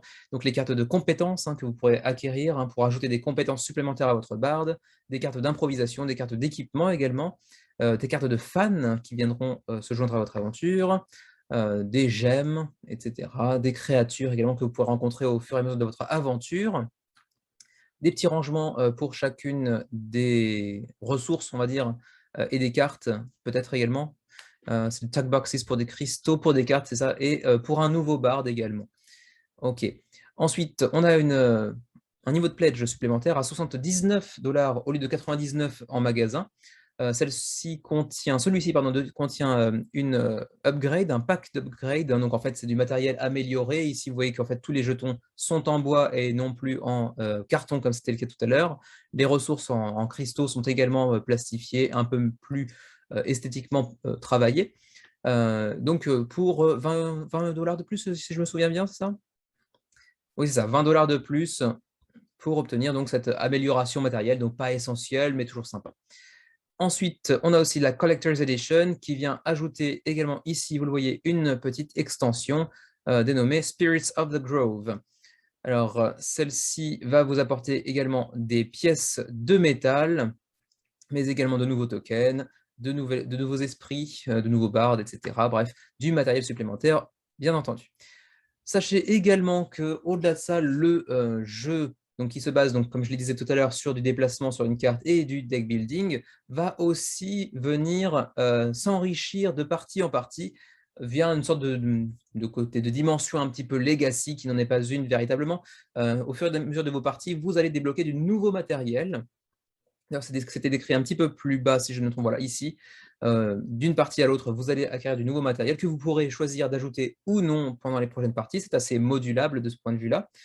Pas de destruction de matériel, c'est juste du nouveau matériel qui vient s'ajouter, mais pas de diminution de matériel d'autre part au fur et à mesure de la partie, enfin des parties que vous allez enchaîner.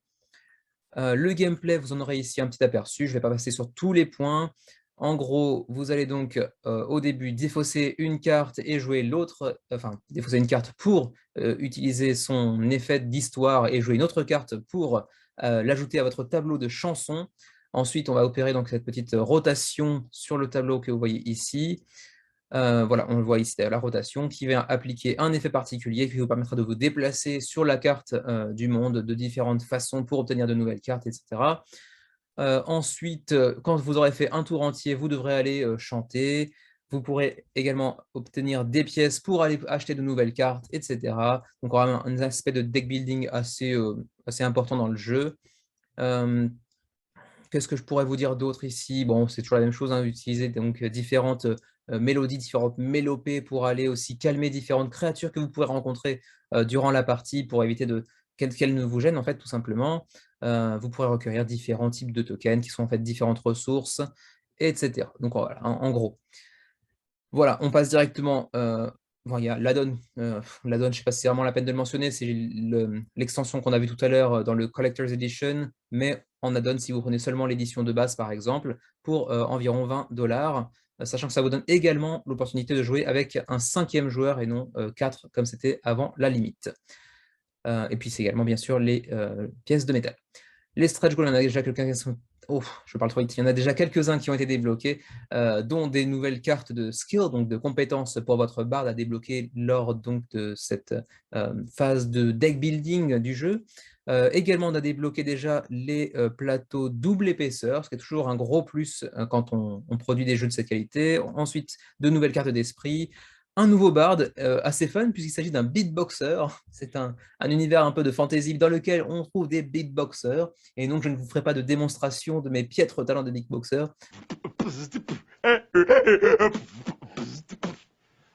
Même pas piètre, d'ailleurs, néant, en fait, tout simplement. Ensuite, de nouvelles cartes d'improvisation, etc., etc. Une meilleure finition sur la boîte, des petites upgrades matérielles par-ci par-là, mais essentiellement de nouvelles cartes, bien entendu. Le High Back Now, bon, c'est l'habitude, donc les exclusivités Kickstarter, on les a déjà mentionnées tout à l'heure. La deluxification, comment dirais-je, la version Deluxe qui vous permet d'obtenir les jetons en bois, les pièces de métal, etc. Un prix réduit par rapport au prix en magasin, sachant que vous allez payer les frais de port. Donc finalement, ça peut être intéressant comme ça peut ne pas être intéressant selon si vous prenez plusieurs copies, si vous faites un pledge groupé, là ça le sera. Si vous êtes seul, bah, finalement, ce que vous payez en moins en magasin, c'est ce que vous payez en plus dans les frais de port. Donc finalement, ça se recoupe à peu près. Bon, aider le jeu à devenir une réalité, bon ça, non, on s'en fout. Ensuite, bah, voir ce qu'il y aura de nouveau dans les 5 royaumes, parce qu'en fait, ça fait partie comme je disais tout à l'heure, de la gamme de Final Frontier avec Merchant's Cove, donc la baie des marchands, entre autres. Ensuite, bon, aider à rendre le jeu encore meilleur via les différents stretch goals, ok. Et puis avoir une copie garantie du jeu. Ça, par contre, bah, si de toute façon, il y a comment dirais-je, une version française, une version anglaise qui est ensuite disponible en magasin suite à la campagne. Je ne vois pas très bien l'intérêt de garantir l'obtention d'une copie comme ça. Parce que de toute façon, même s'il se retrouve vendu en totalité, sold out, on aura des nouvelles copies par la suite. Donc bon, il faudra juste être un peu patient, c'est tout. Bref, les frais de port, les voici. Les frais de port, si vous êtes aux États-Unis, comme en Europe, comme au Royaume-Uni, comme en Suisse, ce sera toujours la même chose, 12, 15, 18, selon l'édition que vous choisirez. Canada sera un petit peu plus cher, 15, 20, 25. Et pour nous qui sommes dans le reste du monde, Japon et compagnie, ce sera par contre la grosse mandale, 30, 40, 50, ça fait très cher. Donc pour nous, c'est un no-go automatique. Sachant qu'en plus, vous aurez la TVA qui viendra s'ajouter, bien entendu, dans le Pledge Manager, alors que nous, bon, on n'en a pas, mais nous, on a des frais de port, justement. Voilà, c'est à peu près tout ce que je peux vous dire concernant Bardwood Grove, qui a l'air d'être un jeu relativement intéressant, comme l'était d'ailleurs précédemment Merchant's Cove dans le même univers, mais bon, un petit peu cher si vous prenez une édition Deluxe, par exemple. Mais bon, si vous vous contentez de la version de base, ça reste relativement honnête. Reste à voir si vous devriez peut-être plus l'attendre en version magasin, ce qui vous éviterait d'avoir à payer les frais de port. À vous de voir. On continue avec Paint Roses, un jeu coopératif de puzzle un petit peu dans l'univers de Alice au Pays des Merveilles et qui a déjà attiré, je ne pensais pas qu'il attirerait autant de monde aussi rapidement. Je pensais qu'il dépasserait 3 à 4 000, mais pas aussi vite. 3209 contributeurs en quelques jours à peine, à 26 jours de la fin de la campagne, et c'est un jeu qui nous vient de North Star Game Studio, que vous connaissez peut-être également. Ce n'est pas leur coup d'essai sur Kickstarter, puisqu'ils ont été notamment derrière Evolution et Oceans aussi, c'est vrai, Oceans. Donc voilà pour North Star Games, qui est relativement connu maintenant sur Kickstarter. Donc cette fois, ils nous reviennent avec ce jeu pour 2 à 5 joueurs, pour 11 ans et plus, 60 minutes la partie environ, donc ce jeu de coopération dans lequel vous devrez bien essayer d'échapper à la reine du royaume donc d'Alice au Pays des Merveilles, qui cherchera à vous couper la tête pendant que vous chercherez à vous échapper tout en peignant des roses un peu dans tous les sens. Donc il s'agit d'un jeu de logique, d'un jeu de déduction et de discussion. Avec une direction artistique, encore une fois, très soignée, mais très propre à l'univers d'Alice au Pays des Merveilles. C'est très coloré, très chatoyant. Et je ne dis pas ça parce qu'il y a un chat. Alors, plongeons un petit peu plus maintenant dans le jeu lui-même. Vous voyez déjà ici certaines illustrations qui vous seront proposées. C'est très joli, très réussi. Le tableau que vous voyez ici, d'ailleurs, avec tout un tas de tuiles qui ont là de très belle qualité, bien épaisses aussi. Tout un tas de cartes, bien évidemment, très joliment réalisées, et dans lequel donc, vous allez devoir bien travailler ensemble avec vos compagnons jardiniers et utiliser vos compétences de déduction pour, comment dirais-je, décoder un petit peu les énigmes, les problèmes que va vous poser en fait la reine de ce royaume pour pouvoir vous en sortir sans qu'elle ne vous coupe la tête. Sachez également que c'est un jeu sur lequel ils planchent depuis 2018, oui, c'est ça. Ils ont fini le design du gameplay du jeu depuis 2018, mais ensuite ils ont pris vraiment leur temps pour le peaufiner. Donc c'est une façon de vous dire également qu'ils ont vraiment déjà équilibré le jeu, que normalement il n'y a plus grand chose à faire, qu'ils l'ont vraiment poncé. Donc normalement ça devrait se retranscrire aussi en termes de délai de livraison, on verra ça plus tard. La petite originalité en termes de gameplay est expliquée, voilà, ici, c'est ça. La reine va vous donner en début de partie à chacun des instructions particulières. Même si vous êtes en coopération, vous aurez chacun une carte d'instruction différente qui est secrète et que vous ne pouvez pas communiquer avec les autres. Donc, Vous devrez respecter ces critères, bien entendu, tout en cherchant à collaborer, mais sans connaître la mission les uns des autres.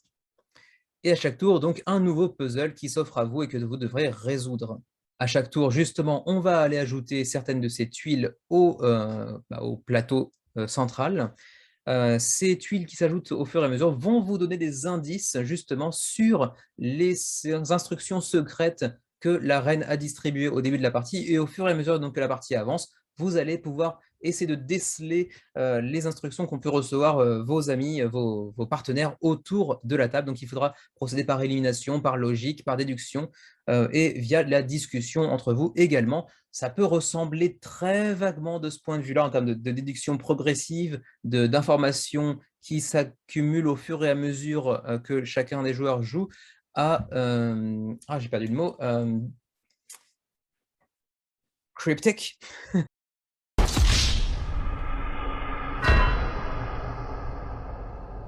Excusez-moi, sauf que Cryptic était un compétitif et non un coopératif. La difficulté du jeu va, elle, s'adapter à votre niveau au cours de la partie, puisque plus vous scorez, plus la reine va vouloir vous trancher la tête, ce qui est assez étrange, puisque vous bossez pour elle, et mieux vous bossez, plus elle cherche à vous couper la tête, ce qui peut paraître assez contradictoire, mais bon, c'est la reine du royaume de d'Alice au Pays des Merveilles. Bon, elle n'est pas tout à fait saine d'esprit. Passons maintenant au niveau de pledge. Je ne passe pas trop de temps sur le gameplay. Je pense que vous avez compris.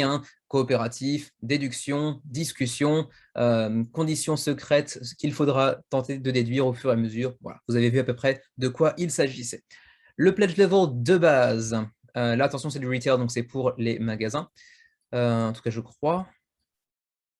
Non, non, c'est pas ça. C'est pas pour les magasins. C'est juste celui qui sera en magasin par la suite. C'est tout ce que ça veut dire. Donc, 30 $ de base pour le jeu sans upgrade, quel qu'elle soit. Par contre, ensuite, si vous voulez le jeu de base plus son extension qui est ici, Escape the Castle, donc avec plus de matériel, plus de rejouabilité, bien entendu, il vous en coûtera 25 $ de plus. Donc, c'est une extension qui coûte cher, qui coûte presque le même prix que le jeu de base. Donc, il faut être sûr de votre coût. Mais bon, c'est vrai que avoir seulement la photo, ça ajoute tout ce qui se trouve voilà, à la gauche du jeu de base, en fait. Donc, finalement, ça ajoute presque autant de matériel que ce qui est contenu dans le jeu de base, si ce n'est qu'il y a quand même beaucoup moins de cartes. Mais bon, ça fait quand même un petit peu cher l'extension. Ensuite, si vous voulez du Deluxe, eh bien, vous pouvez prendre la version à 60 $ qui vous offre donc un matériel un petit peu amélioré, avec donc notamment les tuiles qu'on a vues tout à l'heure, qui sont donc améliorées par rapport aux tuiles en carton. Les clés qui sont également bien plus grosses apparemment. Je ne sais pas si la matière, elle, change. On verra ça peut-être un peu plus tard. Si vous voulez un peu plus de détails concernant justement le contenu de chacun de ces niveaux de pledge, vous pouvez le voir juste en dessous, c'est détaillé. Ici d'ailleurs avec les composants de la version Retail. Alors la version Retail s'accompagne donc d'une miniature pour la reine, ensuite de 4 tokens de fleurs qui sont plastifiés, donc là encore de la bonne qualité. Ensuite une miniature de jardinier et une miniature pour le lapin blanc. Ensuite une vingtaine de cartes en Easy, en 40 en Medium, 72 en Hard. Des tuiles qu'on a vu tout à l'heure, mais cette fois-ci en carton, un petit sac de velours pour accompagner le tout, des petites notes, des petites bloc-notes de score, la règle bien entendu, le greenhouse à monter et des petits tokens, des petits cubes en bois. Ensuite, pour le 55, c'est la même chose, mais avec l'extension donc Escape the Castle en plus, qui vient ajouter donc des clés, 5 clés du château, 5 tables pour le thé. Donc, est-ce qu'il y aura le chapelier? Oui, le chapelier, bien évidemment. Le chapelier fou qui est ici avec 9 cartes, de nouveaux tokens, pardon, avec des collations apparemment, des boissons et du gâteau. 9 cartes pour Alice, 20 cartes pour le chat, le K. Je vois 4, je dis chat. Non, je dis K, c'est beaucoup mieux. Donc 20 cartes pour le chat de Cheshire. Ensuite, Tweedledee, Tweedledum aussi. Bon, bref, tous les personnages ont droit à leur petit deck, même le Jabberwocky également. Donc voilà, tout un tas de matériel supplémentaire, bien ancré dans l'univers d'Alice au Pays des Merveilles. Est-ce que c'est vraiment thématiquement ancré? Ça, il faudra le voir en termes de gameplay. En tout cas, c'est bien retranscrit visuellement parlant. Pour l'édition Deluxe, c'est donc la même chose, mais cette fois-ci avec les tuiles qui sont donc améliorées et plus épaisses. On aura également un insert Game Trace, donc toujours un gros plus également. Ensuite, est-ce qu'on aura d'autres choses en plus? Non, j'ai l'impression que c'est tout. Donc le Game Trace et les tuiles un peu plus épaisses que dans le jeu de base. Et du coup, ça rajoute quand même 30 $. Je ne sais pas si ça le vaut tellement les 30 $ supplémentaires pour avoir seulement donc, ces petites tuiles plastifiées, plus épaisses, plus lourdes en main. 32, bon, c'est vrai, c'est un certain coût, mais quand même, c'est majoritairement le Game Trace qui vient ajouter ici de la valeur, hein, ça, très certainement. Un Game Trace, ça coûte généralement entre 15 et 20 $ hein, facilement.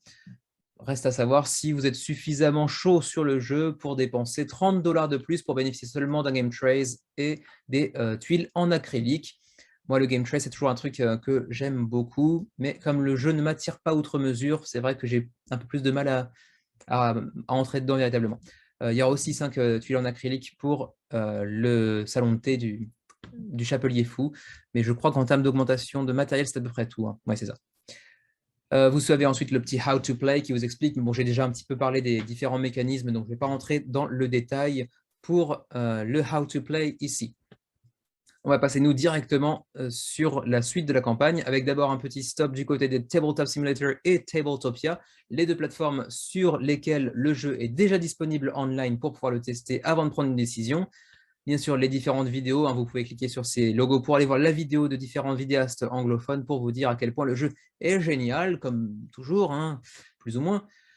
L'extension est également décrite, hein, avec ici Alice, Cheshire, donc le chat du Cheshire, le Jabberwocky, le Chapelier Fou, etc. Et chacun de ces personnages vient ajouter un petit mécanisme supplémentaire qui ne se trouve pas dans le jeu de base.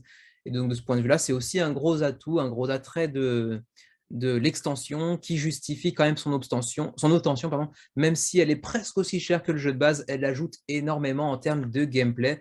Là, par exemple, vous devrez aider Alice à grandir ou à rapetisser, un peu comme dans l'œuvre originale, tout en résolvant les différents caprices de la reine, ou encore avec le chat du Cheshire, il vous faudra remplir le jardin avec différentes formes, hein, patterns de couleurs pour satisfaire le chat, hein, simplement. Le Jabberwocky qui vous récompensera selon certaines conditions. Le Chapelier Fou qui va créer différents espaces colorés, enfin qui vous demandera de créer différents espaces colorés afin de pouvoir participer à son goûter, entre guillemets, son salon de thé, etc., etc. Donc chaque personnage qui vient ajouter une petite dimension de gameplay supplémentaire.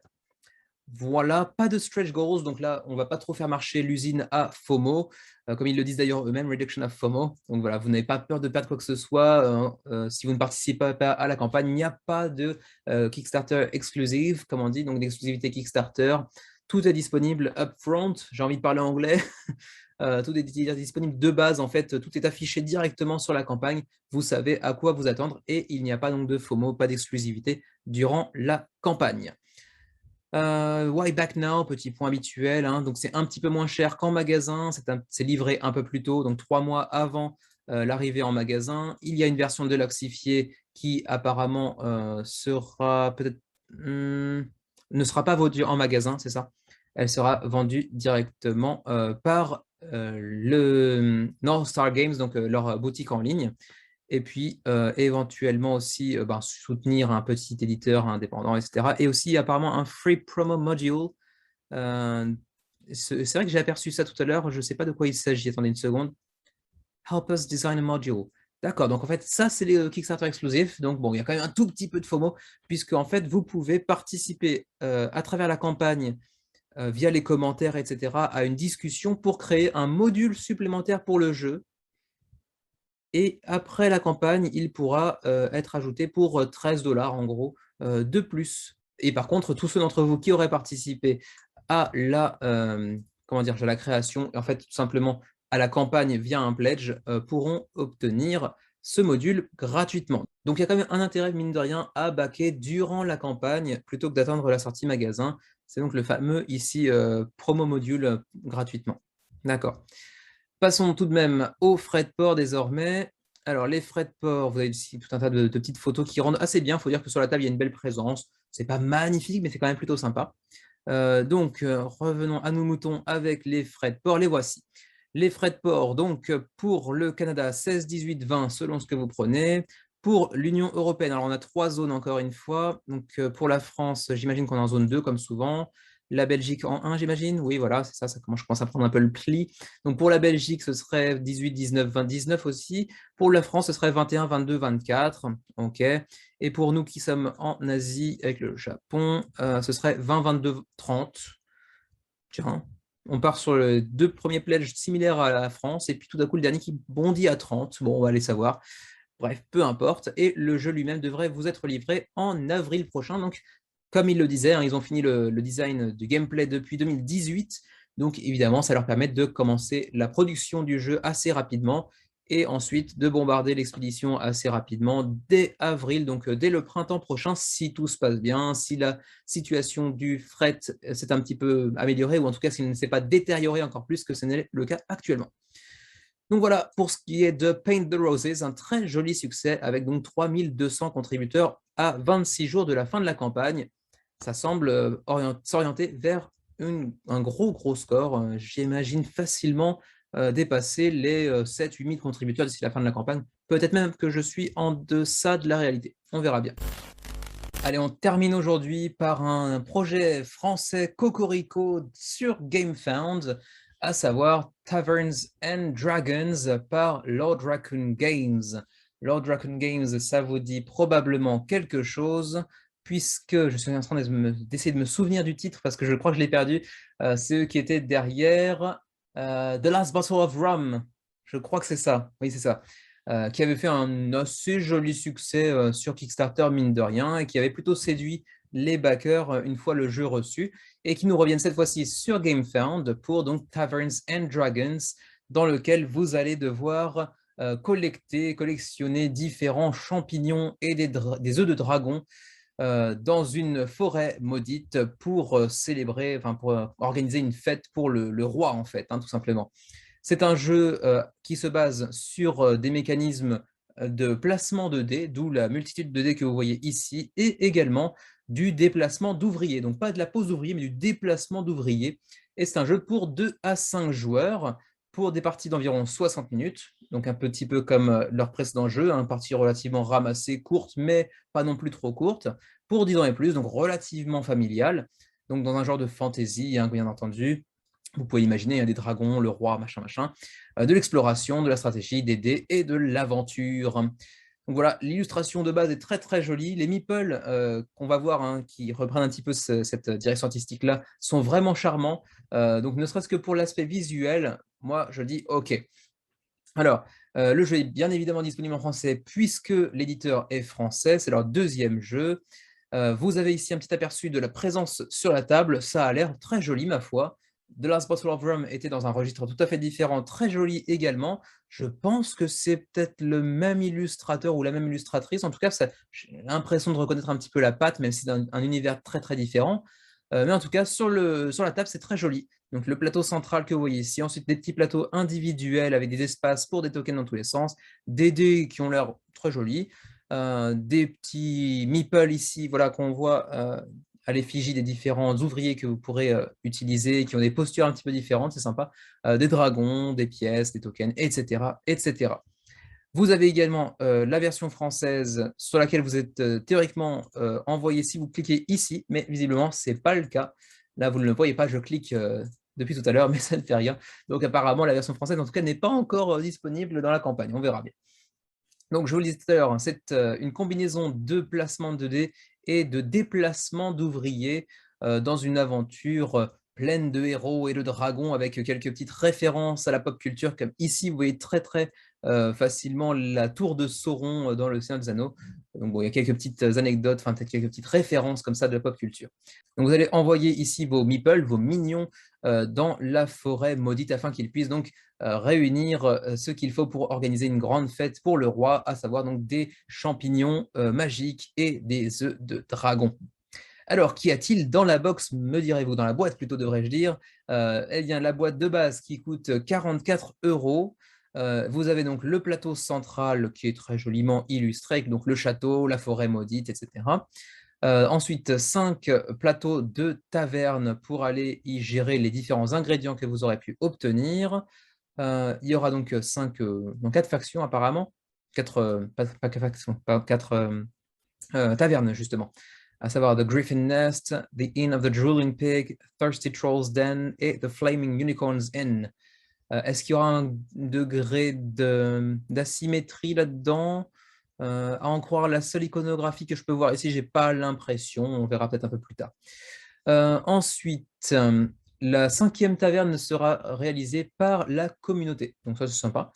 Ensuite, plus de 20 meeples avec des meeples custom qui sont donc, vous le voyez tous, uniques, j'ai l'impression. Enfin, uniques en termes de position, pas tous, mais en termes de couleur ou de position, en tout cas, il y a forcément quelque chose d'unique. En fait, c'est un set de couleurs par joueur, j'imagine, plus les dragons que vous voyez derrière. Ensuite, 6 tuiles de lieu, avec par exemple une charrette ici, une sorte d'hôtel avec AU bien entendu, hein, pas HO, un feu de camp, etc. etc. Donc toujours très très bien illustré. Ensuite, 28 dés gravés, enfin, comment dirais-je, en relief, hein, disons. Et ensuite, tout un tas de petites gemmes et de marqueurs. Ensuite, 20 cartes de héros qui viendront peut-être s'accompagner d'autres héros par la suite, hein, comme l'indique ici le More to Unlock via les stretch goals. Alors, vous voyez déjà que certains auront j'imagine, des points de victoire peut-être différents, mais également des coûts d'obtention un petit peu différents. Bref, il y aura tout un tas de héros que vous pourrez ajouter à votre, comment dirais-je, à votre équipage, entre guillemets, même si ce n'est pas non plus un navire, mais bon, vous aurez compris. Ensuite, il y aura des différentes recettes que vous pourrez essayer d'accomplir pour la fête du roi, donc à base de champignons ou encore de dragons ou d'autres ingrédients encore. 4 plateaux de dragons, là encore, il y en aura plus débloqués au fur et à mesure que les stretch goals se révèlent. Et ensuite, plus de 140 tokens, avec donc des tokens d'or, de plantes, de viande, de champignons, etc., etc. Le jeu de base, donc vous l'avez vu, hein, je viens de le dire, 44 €. Sinon, vous avez aussi la solution du pledge groupé qui vous propose d'aller chercher 5 copies du jeu pour 220 € au lieu de 164 €, ce qui vous permet de économiser un petit peu sur chaque boîte, mais également en frais de port, bien entendu. Sachant qu'en plus, ce sera 5 copies du jeu plus une gratuite. Donc, c'est vraiment assez intéressant. Donc, si vous pouvez vous regrouper pour faire un pledge groupé, c'est quand même vachement plus intéressant. Mais bon, en soi, le jeu de base n'est pas spécialement très, très, très cher non plus. Les stretch goals, on en a déjà quelques-uns qui sont en cours d'approche, hein. Bientôt une 5e taverne qui sera donc au choix des backers. On aura bientôt un nouveau lieu, un nouveau héros, etc., etc. Donc vous pouvez imaginer ce qui va suivre, hein, bien sûr, dans la campagne.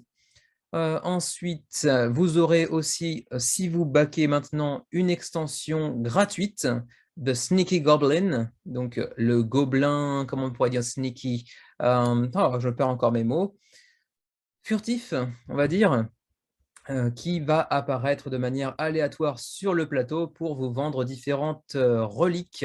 Le problème, c'est que vous ne savez jamais ce que vous allez acheter.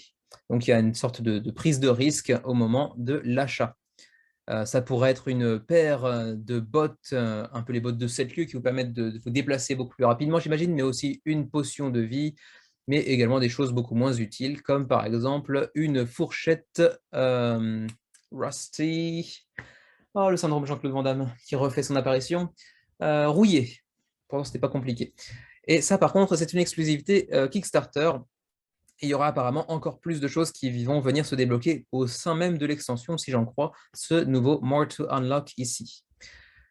Ensuite, bon, les langues, vous l'avez déjà compris, la version française est disponible, la version anglaise sera disponible. Pour le reste, ce sera du PDF, mais bon, ça ne nous intéresse pas de toute façon. Vous avez un petit How to Play qui vous explique. Donc d'abord, on va jeter des dés pour activer différents minions ou trouver des ressources depuis la ville. Ensuite, vous allez justement aller en ville pour aller y placer un dé pour récupérer de l'argent ou pour préparer des recettes pour votre roi ou encore pour gagner de l'énergie. Ensuite, vous allez envoyer vos minions, vous allez les déplacer sur le plateau pour qu'ils aillent récolter différents ingrédients plus ou moins rares, que ce soit donc des champignons, des œufs de dragon, des plantes, etc. Vous pourrez visiter différents lieux dont j'ai montré les cartes tout à l'heure, hein, qui vous permettront d'aller visiter donc ces lieux et d'avoir des actions spéciales grâce à ça. Vous pourrez également partir à la chasse d'un dragon, comme vous le voyez ici. C'est assez risqué, mais bien entendu, la récompense est élevée puisque vous pourrez acquérir de la viande de dragon qui apparemment est délicieuse. Vous pourrez également engager de nouveaux héros grâce à l'argent que vous aurez pu acquérir par le passé et qui auront différentes capacités propres, à savoir par exemple guérir vos minions, mais également voler de l'argent, j'imagine, non, voler des ingrédients, pardon, ou manipuler les dés, donc changer la face des dés, etc. Ensuite, vous aurez l'opportunité aussi de rencontrer le gobelin de temps en temps si vous baquez maintenant, puisque ce sera une exclusivité GameFound. Voilà, le livret de règles est déjà disponible apparemment, oui c'est ça, les règles en français ici, hein. Ensuite, passons sur... Ah, j'ai pas vu qu'il y avait une vidéo d'un monde de jeu, il faudrait que j'aille la voir. Il y a une vidéo Nix, je l'avais pas vu non plus. Bon, bah, j'irai voir tout ça plus tard. Ensuite, ah oui, tout un tas de vidéastes français, c'est cool. Français ou francophone d'ailleurs, parce qu'il y a Martin ici. Ensuite, passons donc le Why Back Now, peut-être pour voir si ça nous apporte quelque chose. Bon, soutenir un éditeur indépendant, et la page a encore senti, comme c'est souvent le cas chez GameFound. Donc soutenir un éditeur indépendant, ensuite avoir l'extension Sneaky Goblin gratuitement, c'est quand même un gros plus. Ensuite, les stretch goals qui vont se débloquer au fur et à mesure en fonction du nombre de backers. Ça, c'est toujours intéressant, mais bon, ça, c'est un peu le propre du financement participatif.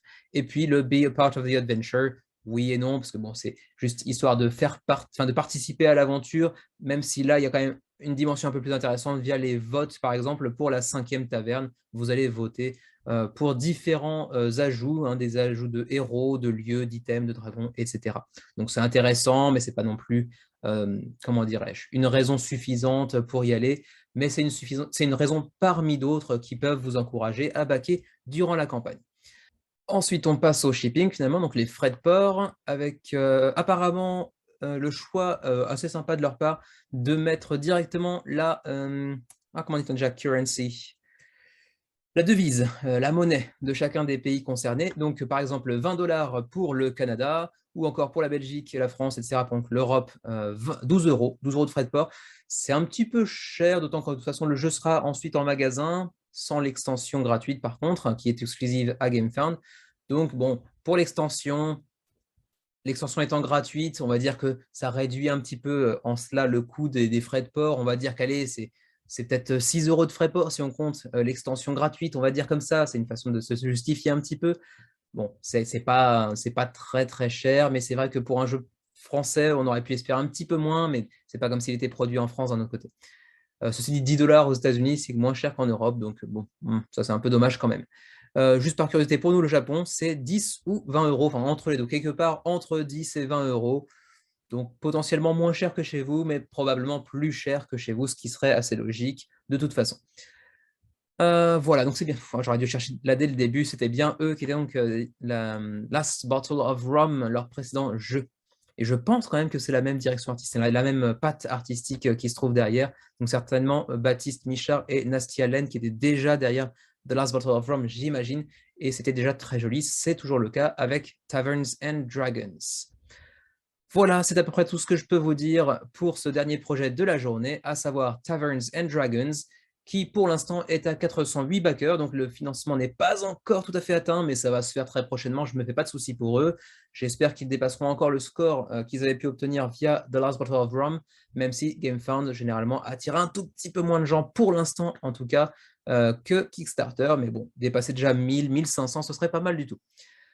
Donc voilà, à vous de voir si vous voulez soutenir un projet français. Il y en avait pas mal d'ailleurs aujourd'hui, hein. J'en ai présenté, je crois, au moins 4 en comptant les suivis de projets, entre autres. En tout cas, pour moi, c'est tout. Malheureusement, pour moi, cette semaine, encore une fois, ça fait déjà, je sais pas, 4-5 semaines consécutives que je n'ai pas de coup de cœur, malheureusement. C'est pas qu'il n'y a pas de jeu intéressant du tout, hein. Il y a plusieurs jeux qui sont très intéressants. Il y en a même un ou deux que j'ai hésité à baquer ces dernières semaines. Mais je manque de ce petit coup de cœur comment dirais-je, le premier visionnage de la campagne, faire oh, celui-là, je le veux.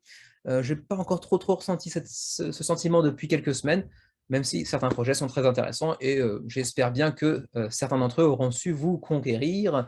Dites-le moi en commentaire, comme à l'habitude, hein, si vous êtes conquis par un jeu, si vous avez décidé de baquer tel ou tel jeu. Moi, j'attends plutôt la semaine prochaine, puisque c'est la sortie sur Kickstarter, bien entendu, de Senjutsu, Pour ceux d'entre vous qui n'auraient pas vu la vidéo, allez voir la précédente vidéo de la chaîne sur Senjutsu, qui est donc le premier jeu pour lequel nous avons pu faire une petite interview du créateur et pour lequel nous allons recevoir un prototype dans les semaines à venir, enfin certainement dans 1 ou 2 semaines j'imagine. Le prototype devrait arriver pendant la campagne malheureusement et pas au début, avant même idéalement la campagne. Mais bon, c'est pas très grave, c'est déjà bien d'avoir un premier proto. Et puis, je vous en dirai un petit peu plus également peut-être la semaine prochaine sur le projet parce qu'il y a peut-être d'autres surprises qui viendront derrière. Sur ce, je vous remercie encore une fois d'avoir suivi cette émission hebdomadaire. Je vous invite à aller regarder les autres vidéos que vous n'avez pas encore vues, surtout celles qui ne sont pas des menus crowdfunding, à savoir les sur le pouce ou encore les présentations de jeux japonais qui s'intitulent Saveur japonaise cette fois-ci.